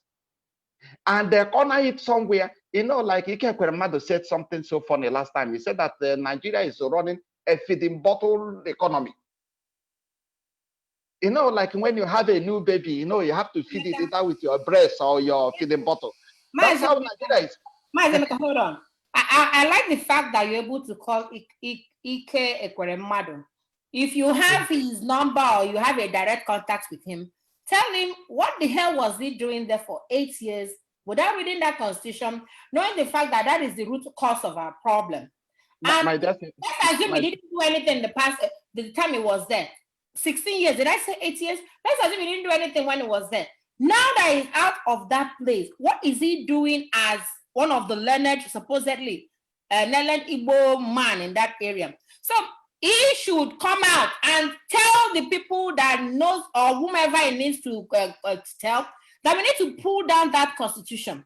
So I don't want us to start calling names. If you know, if you can call their names and contact them, if you don't contact them, give us their number, we'll contact them. They need that's what I'm going to do. That's what I'm going to do. You know, I sent you a message last time on WhatsApp, because, you know, not everything, when you are strategizing, you don't strategize on too much on social media. So you don't send the message, because as you are talking, both friends, enemies as well on the listening. Those are the idiots that are distracting. If you can see like they have like a kind of a little children on the street, putting their mouth on a camera, speaking, try to distract what we are doing, to tell you that the enemies are everywhere. They are. So there are some certain things like you have to like do offline. That's why I sent you a message last time offline on the message, Mona. Okay. They are in bondage. You know, there is a proverb like, when you eat, you don't talk. Eke Kweremadu we are talking about is eating, and you don't supposed to talk. There is something called constituency project. That's what is making them extremely rich. Those constituency project was the money allocated by the house to go and develop your constituency, giving them like a light, giving them like where there is no access of road, that is where there is no clean water, that where there is no like social amenities or hospital, like health centers that are really killing our people, mostly pregnant women, because there is no hospital, there is nowhere to go. So do you know that many women die because, you know, they go to like some nurse or something, and if they have any internal bleeding after death, they are dying because they don't know what to do. All the time, we see videos all the time. So my dear, when you eat, you don't talk. Those people who were continue counting on them, then the journey will be too far. They are eating. And what we are fighting against is like their shop, is their company, where they are getting themselves rich, extremely rich. So we are fighting the demon to change that thing where they are camp. That's what we are fighting against. You know, Tony is one man that I respect so much. And Tony Nnadi is one, let me just say this now. He is one, the only standing in the whole Nigeria as a whole in terms of Nigerian judiciary. In Nigerian judiciary, after Justice Chukwudi Oputa, Tony Nnadi is the only jurist that stands in Nigeria. There is no other one. You know, when he goes to that particular side in law, that's like a lawyer with science, like kind of a scientific lawyer. After Chukwudi Oputa, the father of Charlie Boy, Tony Nnadi is the only one standing in the whole entire Nigerian judiciary. So for people who don't know him, maybe you have the opportunity to like get a little bit, because he don't like to take too much credit of himself. That's what, but somebody have to like chip a little bit of him so other people will might know who is talking. He's not a cheap guy at all. He's a warrior. He's a warrior. And this, like, let me comment to what our brother is saying, because we've been saying this all along. It's like you go to hospital. Who do you want to treat you? Is it the cleaner in the hospital? Is it the driver in the hospital? We are telling you people that we have sovereignty disputes in Nigeria. Our problem is constitutional. My people are following, they're following people, I don't know, non-human beings in the name of freedom fighting. They're busy listening to people that do not know their left from their right, people that have not been able to manage their home, people that cannot manage a wife and few children. They are the ones that are running after. It doesn't even make sense. It's time to follow the professionals that know the road. They will say, follow who know road, make you know for gutter. It's very critical. And we're calling on our people, please, can you stop following death? Because as we talk of tree of death, that is constitution, there are human beings that are source of death to our land. And if you don't begin to speak truth against evil, that evil will consume you and your children. Exactly. Just because you're keeping quiet. You saw evil going on, but you're keeping quiet.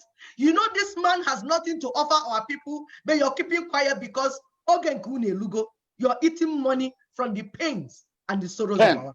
Yes, from the deaths, from the blood of other people. And my sister, let me add something finally so I can give other people space. Government also need to be forced to do what we want. So the time is getting closer when we should continue mobilizing ourselves. Even the protests we are doing outside the country itself doesn't count because they don't pay too much attention on our people. We need to do something back home by mobilizing, using the power of social media we have around, connecting people, making more friends than enemies, watching our tongue when we speak in the social media, so we can be able to influence not only our enemies, but our friends and the people who are, oh, these people have a case. Maybe they deserve to be listened to. If you are using only words of cursing and using some kind of words, they will think that, oh, maybe you think maybe like they're not gonna end up like being communist, or they're gonna, that's what they attacked Ojukwu. That's what they attacked Dr. Nelson Mandela. So to avoid all those things, we have to be very, very smart and strategic when we speak and watch our utterances. That's why I keep saying, never allow your anger to overwhelm the sense of human in you as a human being. That's what a leader is all about. You'll be able to control your anger, not to send the wrong signal to the people who are more interested, because not only Black people are listening to us, white people are also listening. People from all over the world are listening. It's the way we comport ourselves, send a great signal to them to come to us and say that, no, I think these people are making sense. There is something that we take for granted that are not seriously paid attention on. I think this time we're listening to these people. They are actually seeking what is the center to the democracy we are selling all over the world. That's exactly where they stand. That's what they are talking about. I think it's time we can be able to pay attention. Media has so much power that they can reach many people than the mainstream medias, because nobody listening to those who have time. People are listening with their telephones, and because they have the people a place of work, where they goes in the bar, in the hotels, or anywhere, they have their phone, they can listen to you. So we should grow ourselves. Ojukwu was tagged that Ojukwu, because of his utterances, that Ojukwu is a communist. They compare him with Fidel Castro of Cuba. That's why I keep advising not only you, but the other people that I don't want to mention. When you are using those words, you are not a Superman. If you are talking, castigating, and nobody is your friend, you are insulting left and right. Both the people who are even working hard to make things work, you know that they are genuinely working for what you are fighting for. You insult them in the public, you humiliated them, you say all this or say that, because they want to let you know that there are divisions of labor. If you want to be sincere in organization, you have to divide it. There are places you have to leave other places so that those people have a different idea, can also contribute. But when you superimpose yourself in everything as a supreme leader, you fail before you even started. This is a simple fact. You're gonna fail before you start, because you are irritating many people internationally, not only home, but internationally. You are irritating a lot of people. You know, like if you read the newspaper, the German newspaper, one time that said something that what they see in the Biafran fighters are racism, extremely racism, that they even compare it to Hitler.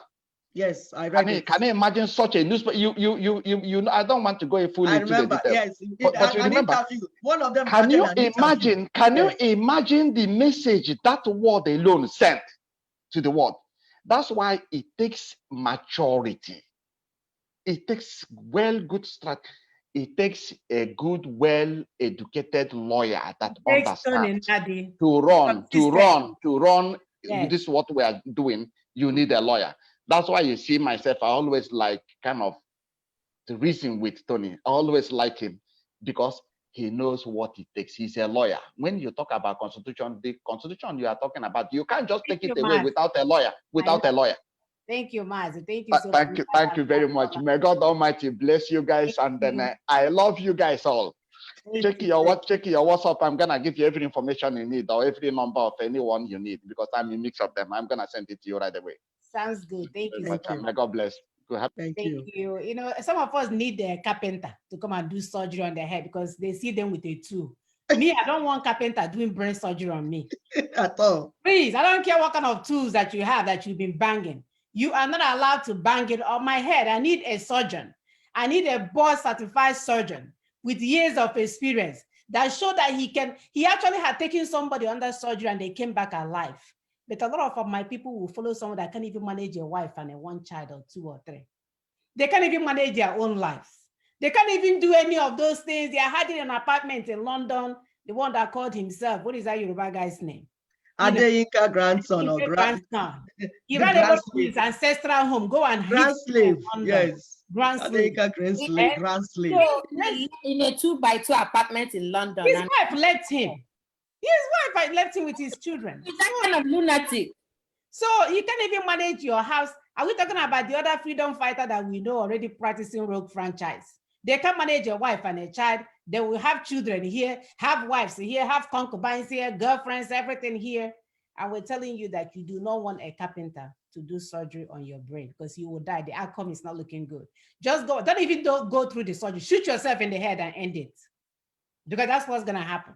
Shoot yourself in the head and end it. Go ahead, sister. I want to add a little thing to, an appeal to our brothers, because we saw some videos and thing of killing people, carrying their heads and dancing with it. Please, we are all about the message that we are passing, collective message we are passing to the outside world, those that have already formed alliance with us. This alliance has been formed. We are very careful about the message we are passing. We say Fulanis are killing us, and that's why the international people are coming in to help us. Now you are going to start killing people and dancing with their heads. What message are you passing? Are we barbarians? We are not. So we totally disagree with that way to freedom, because that way to freedom will not give us freedom. It is bondage. We want to follow a well thought out plan and strategy. Democracy is what we are looking for. And that's what we will practice in our new nation or nations. So we want to start showing it now in the way we conduct ourselves as citizens of the proposed nation or nations. Right. Thank you. And that's not in place when your life is in danger for you not to defend yourself, because you guys like to get things twisted from one side to another. We're saying when your life is in danger, you have every human right to defend yourself. That we don't want you killing someone and just parading with the hair just because. It's not enough. It's not good enough for, because sister, go ahead. Yeah. Go ahead. Oh, you're talking to me? Yeah. Yeah. Yes. Oh, okay. Okay. So good to see you guys. You guys look so beautiful. I'm upset, a little upset. I didn't get the memo. At least to put my attire now. Eh? No. I'm calling on my ancestors to come down. That's all. You guys, you guys are gorgeous. I must commend your hard work and the efforts. The last caller, he couldn't have said it much, any better. So he said it so very well. The so-called constitution we are even talking about to come down is military, whatever it's called. Okay. So it's not even military decree. Yeah, military decree. Yeah, military, exactly. So we want a constitution. We want a real constitution, which is the law of the land, the supreme law of the land. So that's what we are calling for. And we condemn, with you guys, I condemn the utterances of Nande, whatever, Chuku, whatever, Kano. I condemn his utterances about killing a sitting governor. I don't care whatever that sitting governor has said or done. I condemn his utterances to hunt him and kill him and do what with his head. He's causing division, and we don't want that. And I don't even know why our people are still not out there, condemning what he's doing. There's no excuse for his, utterances. He's creating division, more than unity. Okay, we are trying to unite, and he's divided. So that has to stop. Everybody needs to be calling that out. I'm there on his platform, and some of his platform, they even kind of like remove me. I can't even comment. I can see, but I can't comment because I don't care who he is a human being, and they can who or whatever he is. He's a human being. He can't even, get his household in order. So he does not have the message. He doesn't have the right message. He doesn't have the right demeanor and utterances to even lead his own family. How much more a whole nation? So we don't need him, and he needs to stop as soon as possible. Mothers, he needs to hear from us that he needs to stop. Okay, we have not elected him, and trust me, I will not vote for, if let's say Biafra, whatever Biafra comes tomorrow, I will never vote for Nnamdi Kanu. I'd rather, vote for somebody else, because he doesn't have the right message. He doesn't have the right attitude. He doesn't have anything he takes. Okay, so I don't know what goes in that. Add to the tree. On that tree, no election, no more election. I like that. I like no more election. No more. Zero election. No more political parties. Yes. To add highway to hell. Yes, highway to hell. Until we come up with we sit down together and come up with a workable constitution, not this military decree. No more. Be done. I like that. No more election. Guys, and I encourage everybody out there, please support LNC, MNN. Please, we got to go. It's time for us to go. I'm doing my part right here. Yes. We need to go. Girls. So much. Okay, thank you guys. Thank you so much. We have a sister here, Sister Ife Ngozi. He said, out to the evil tree, and Kano, the agent of Nigeria and Britain. Yes, because these things are distracting us. And all these fake freedom fighters. End their followership. Stop following them.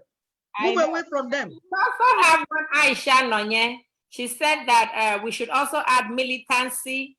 We should add inefficiency. We should add indolent states. So we have terrorism there, but she wants us to specify Boko Haram terrorism.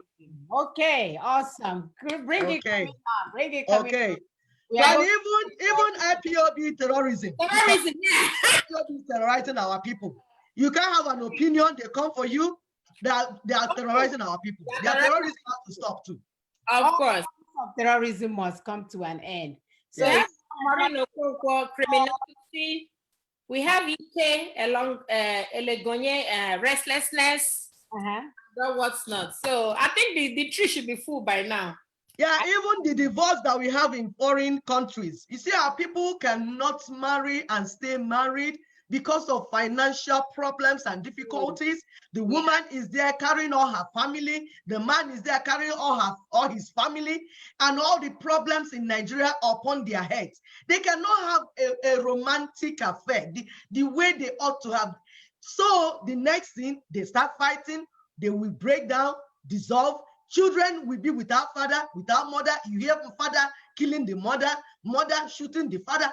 All this coming from the problem in Nigeria, and the problem in Nigeria is 1999 Constitution. Ufonyesi and Tinubu slavery. Yes, Tinubu slavery. It's godfatherism, correct. Add that on the map, I mean on the tree as well. So if you're happy coming, we're almost rounding up. If you want to call in. So what we experience is at the end of the show, I'll be getting calls. I'm like, at the end of the shows, I'm running. So this is your time to call in, to Zoom in, or to WhatsApp, call on WhatsApp, however way you can want to get us. So you can see that this evil tree is massive. And that's why we have that humongous, massive tree that when we started, because the problem is endless. Like if you begin to name it, no amount of encyclopedia will contain the problems that zoo called the tree called Nigeria, the evil tree called Nigeria has given to us. So we really have to take it down. We want to use this opportunity to tell people to carry on this hashtag end 1999 Constitution campaign, the campaign to end. To carry on this campaign, share far and wide, let people know so that they don't keep deceiving themselves. They don't go and get a list of 9 things that they think that will end their problems. No, so don't let any group speak for you. A brother was online saying that this youth should never allow to have a leader, because what they will do, they visit your leader in the middle of the night, pay them money, all of a sudden they start sabotaging your struggle. So don't have any leader. Fight for your freedom. Speak up. When you see things that are abnormal becoming normal, do not let it happen, because as long as we are watching these children of devil take over our destiny, we will forever be crying and there's nothing they can do about it. So it's up to us to do something about it. It's up to us to take back our freedom. As you can see, some people have already gotten scared. They think they can come online and give children iPhone to come and disrupt what we're doing, not knowing that you're too late. You wake up late. You should have thought about that when you thought we were infidels that you can kill and maim and destroy. Now you don't get to do that. Okay. So any other words, sisters, before we end?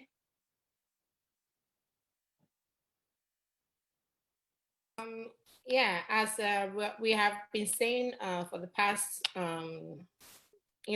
months, that we need to bring down the 1999 Constitution. There's a reason for it. And we have shown you with the tree having different, the leaves showing all the evil coming out from that Constitution. Remember that Constitution has 68 exclusive items on the list. Those lists are things, those items are the things that only the federal can approve. If they don't approve it, there's nothing you can do about it. I was watching one little video, I think Sister Mona can post that video later, about a guy that constructed a turbine, a tiny little turbine with wood, and put it next close to a stream close to his house just to generate electricity for few homes. You can imagine. And green electricity, where they don't, all they needed is, provided that stream is turning that wheel. That's all. An 8 by 2 centimeter, very small little machine like that. He put it in water, and provided that stream continues to roll, the electricity continues to be generated for the homes. And you can see the kind of bright light that came into that, the few homes that they were connected to. This is one brain wasting away. The government is not ready to utilize that guy's technology, what he knows. So as we're even looking for things to add to that, this thing, we can also add downgraded technology as one of those things on the tree, because they're not ready for us to move forward. So no matter what you want to do, they are going to stifle it every way, every part of the way that you want to use. We have the likes of Batinaji, brought everything about electricity down to I think to Abia State. He wanted to, Sister Mona, that's the video I was talking to you about. You guys go watch this video. This sector in Nigeria is heavily dependent on petroleum as a method for electricity production, which has slowed down the development of alternative forms of energy.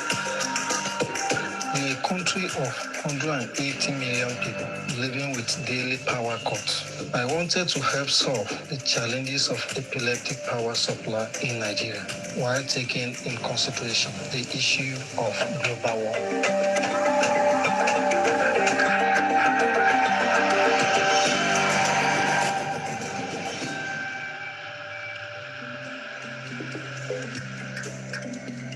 My name is Augustine Oga. I am 32 years old and I invented a hydropower machine.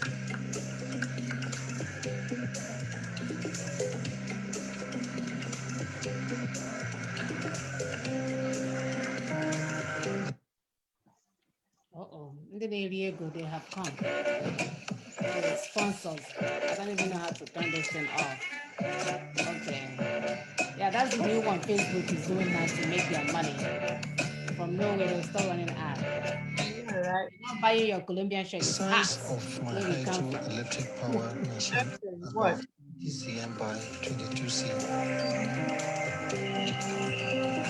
The system is designed by blocking one side and allowing water to flow in one direction, producing a high kinetic energy. To generate power when installed in a dam, the kinetic energy that the dam creates heats and rotates the turbine in the hydropower system, which in turn rotates the alternator that generates electricity. The power is then circulated to homes via electric cables.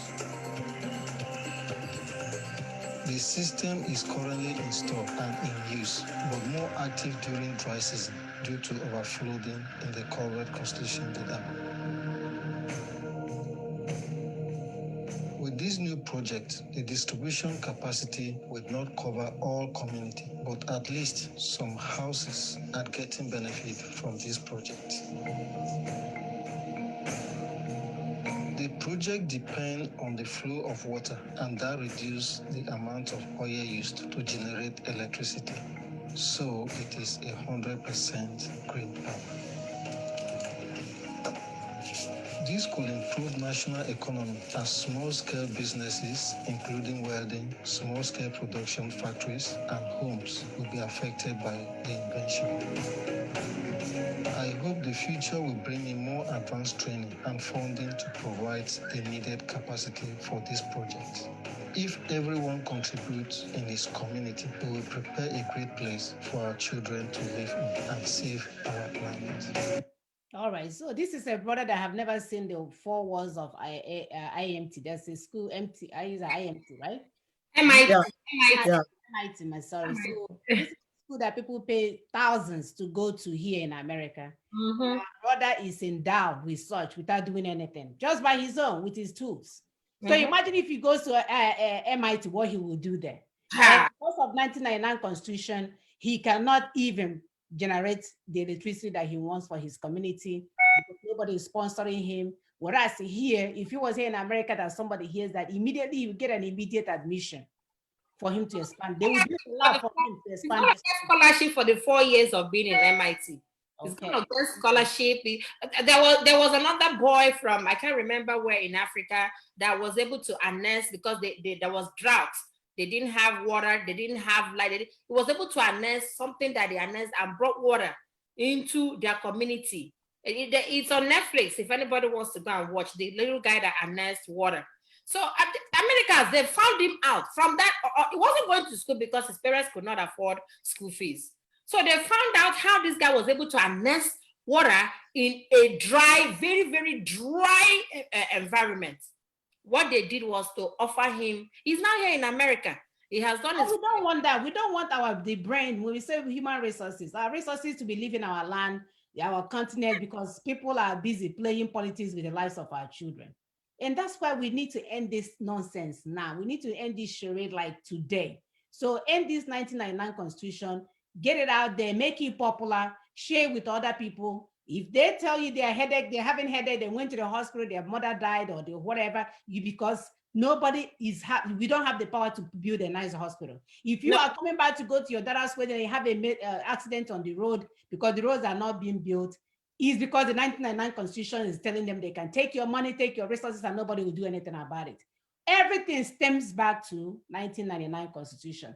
Everything stems back to any way you look at it, all of them. You grind it up, you round it up, you plus it, you minus it, you multiply it.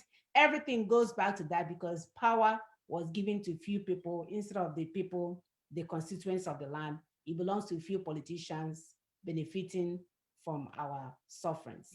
Okay, thank you. Yeah. So you see that little thing now, that thing cannot be expanded beyond that little community because 19 consult, once it comes out to a local government state or state, politics will enter, so many things will enter and they will kill that dream. There are so many other people that have had. They would even ask him to pay for the patency. Exactly. So that. So with that 1999 Constitution, you will not move forward. There are people that have brain that know what to do, but they cannot do it because they are being incapacitated by 1999 Constitution. So in summary, we are telling our people, as citizens in that geographical space, you need to be knowledgeable. You need to know what is happening in your immediate environment. You need to know the implication of everything anybody is saying. If somebody is telling you go and kill somebody, don't act in ignorance. Go and Google, what will be the implication? You need to be proactive. When somebody is talking to you, think, where will this thing lead me to? What will this thing do? If I go and kill police officer, what will happen? The entire Nigerian military army will come to my community and kill all my people. So be proactive, don't just move. And then be objective. Don't be sentimental. It's not about followership. I will keep telling you people, it's not parties. Freedom to get our freedom or independence is no war about political parties. It's not which group do you belong. Or popularity contest. Or popularity contest. It's about being objective. These things that we have, because this time is very critical and sensitive right now. We can't miss this opportunity, especially when we have the other nations like America in our space, asking what is going on.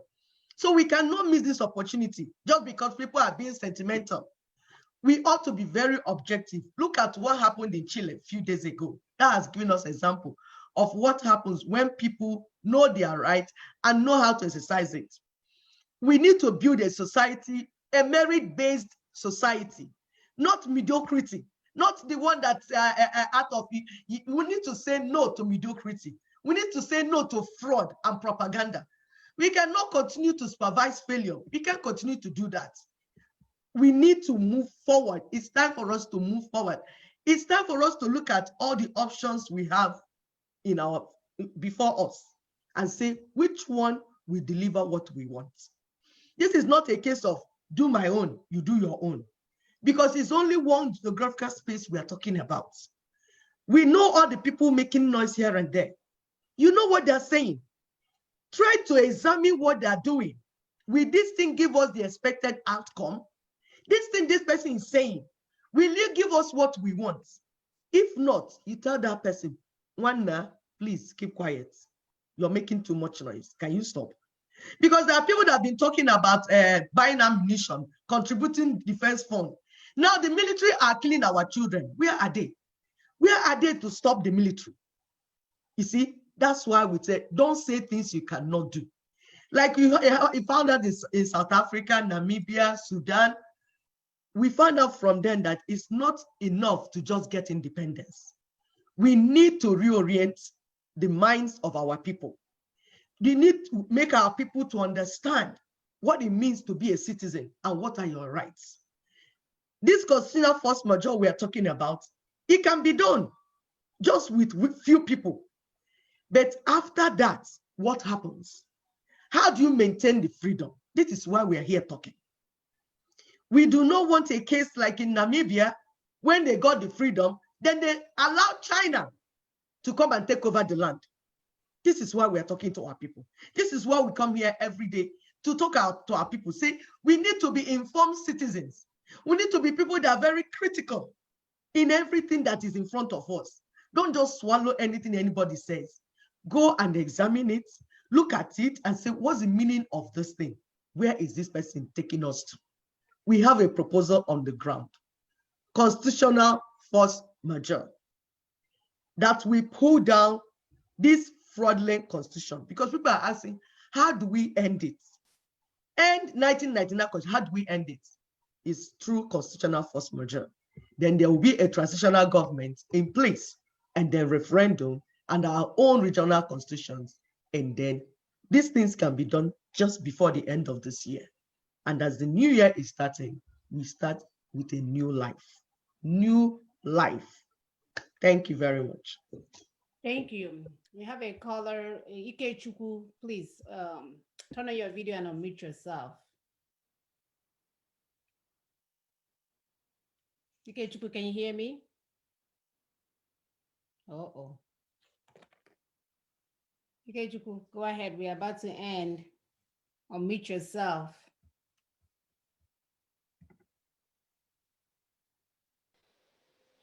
Can you hear me?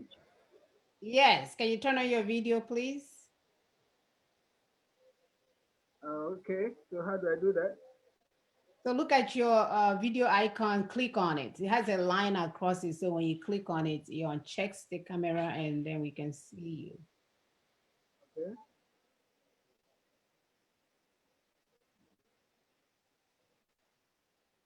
Yeah, good evening. Can you see me right now? Yes, go ahead. All right. It's a great pleasure talking to you, sisters.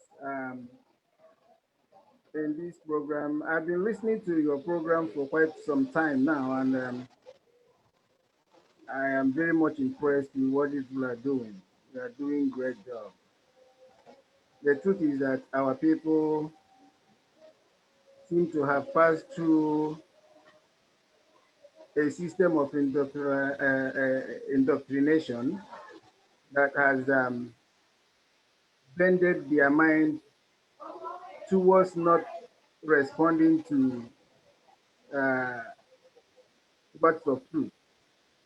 So sometimes they hear the truth and they don't really understand it. So I quite encourage the effort you people are making, and I'm here to tell you to go and continue, do not relent, because the message you are passing is getting to the people. A lot of people are talking about what the Daughters of Truth are doing. In today's program, actually, the main reason I called is to lend my voice to some of the things that is actually militating against what we are actually pursuing.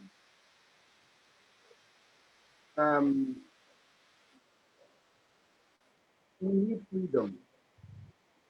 We need to get ourselves out of the contraption called Nigeria. We need to get ourselves out of the British-made prison called Nigeria.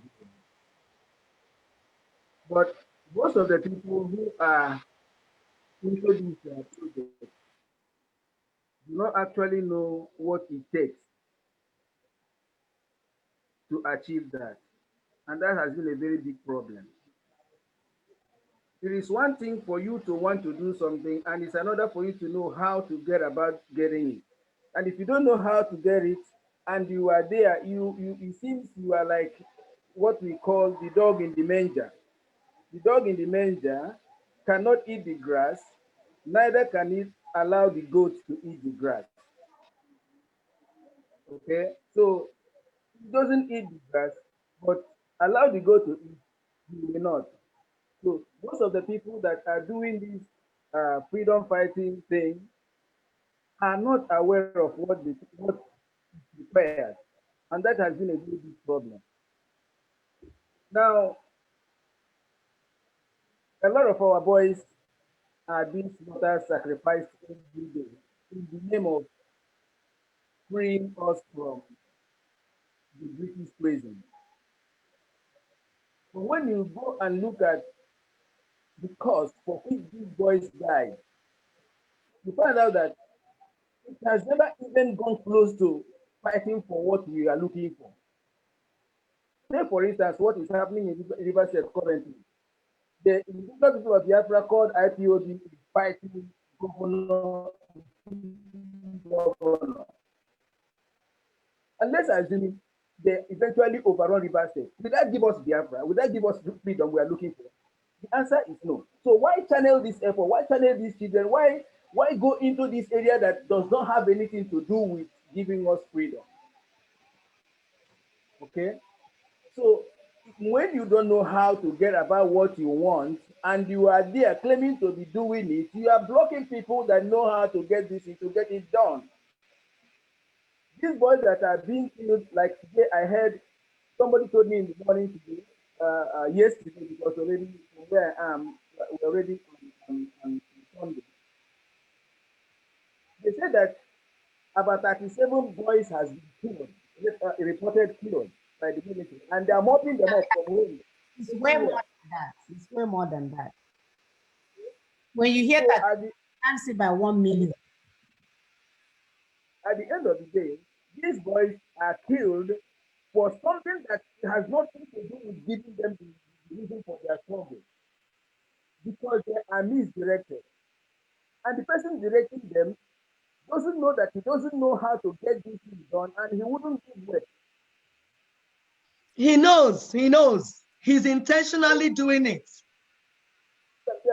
You are attacking me. So if maybe any wicked government say something again, the emotion you are going to go and attack me.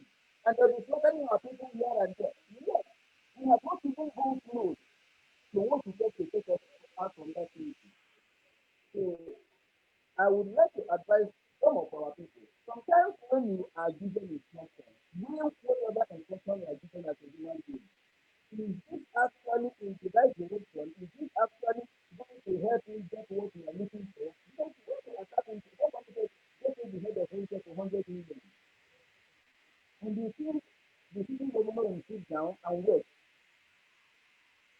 What is the reason for the challenge?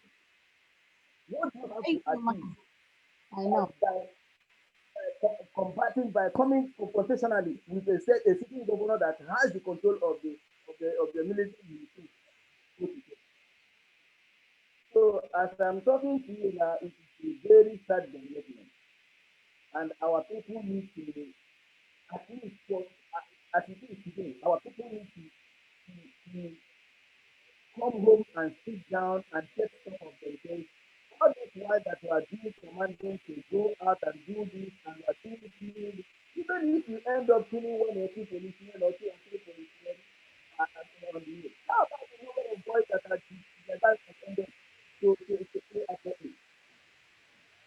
So this is exactly where I'm coming from. So Thank you, Mazi. You're fading away. Your voice is fading away. Thank you for your contribution. Right. Thank you so much. I know, and this is what we are lamenting here. for people to do the right thing, because when you lose your life, it's not replaceable. When you lose it, you're gone. And then your poor mother, who I know for sure has been screaming for you to do the right thing. Bullet doesn't know Akbubi. Bullet will pierce through Akbubi and pass it and go through the back and reduce your lungs to blood. So please, our people, take it easy. Stop going to a place where there is no road. You go into a dead end zone. There is no exit to a dead end zone.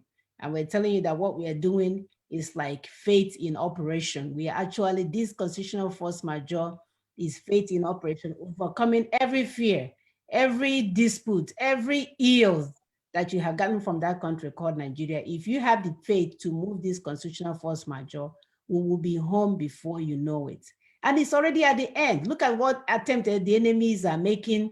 They are all over the media, giving children phones to interrupt things, doing all kinds of stuff, paying Facebook to block people from logging in. They're doing all kinds of stuff, but it's okay. It's okay. All we need is for people to, whoever that understands this strategy, to take it and run. Tomorrow is church. Share it among your church members. Like we keep saying, if you go to your meeting, share it among your meeting. You guys should stop meeting to discuss village meetings. There will be no village if we don't have get out of that place. So a lot of you rushing now to go get ready for the meeting, village meeting. The time has passed for your village meeting. We're fighting for all our lives. So if you happen to go to the village meeting, be that champion that will say, this thing that we're doing here is patch work that we are doing.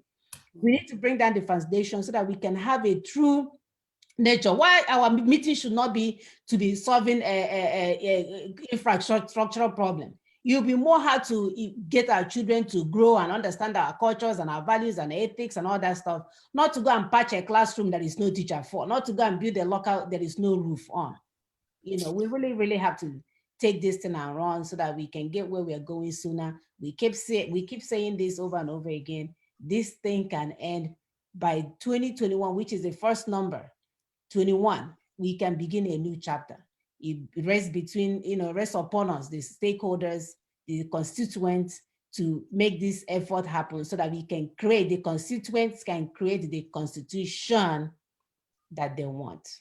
Thank you so much. We'll see you guys. Sister Ramona, before you go, let them go on Twitter, because sometimes or most times it's also this same social media that would help us achieve what we want. So let them go on Twitter, on their Facebook pages, and put hashtag end the 1999 Constitution now. Make that now capital letter, because we really want them to know that we want that thing to end like last year. So go online, end the 1999 Constitution now. Put it on your page. You cannot put it enough. If you can be tweeting it, retweeting it every 10 minutes, so that people on your timeline will see it, and you tell them to please tweet this, because that is the crux of the matter. That is the root cause of our problem. Once we have that out of the way, all other things will be easy. So please go online and hashtag end the 1999 Constitution now. Let us do it every day, and you see it will gain traction, and before you know it, we'll be there. Thank you, everybody. Thank you, and see you all next week.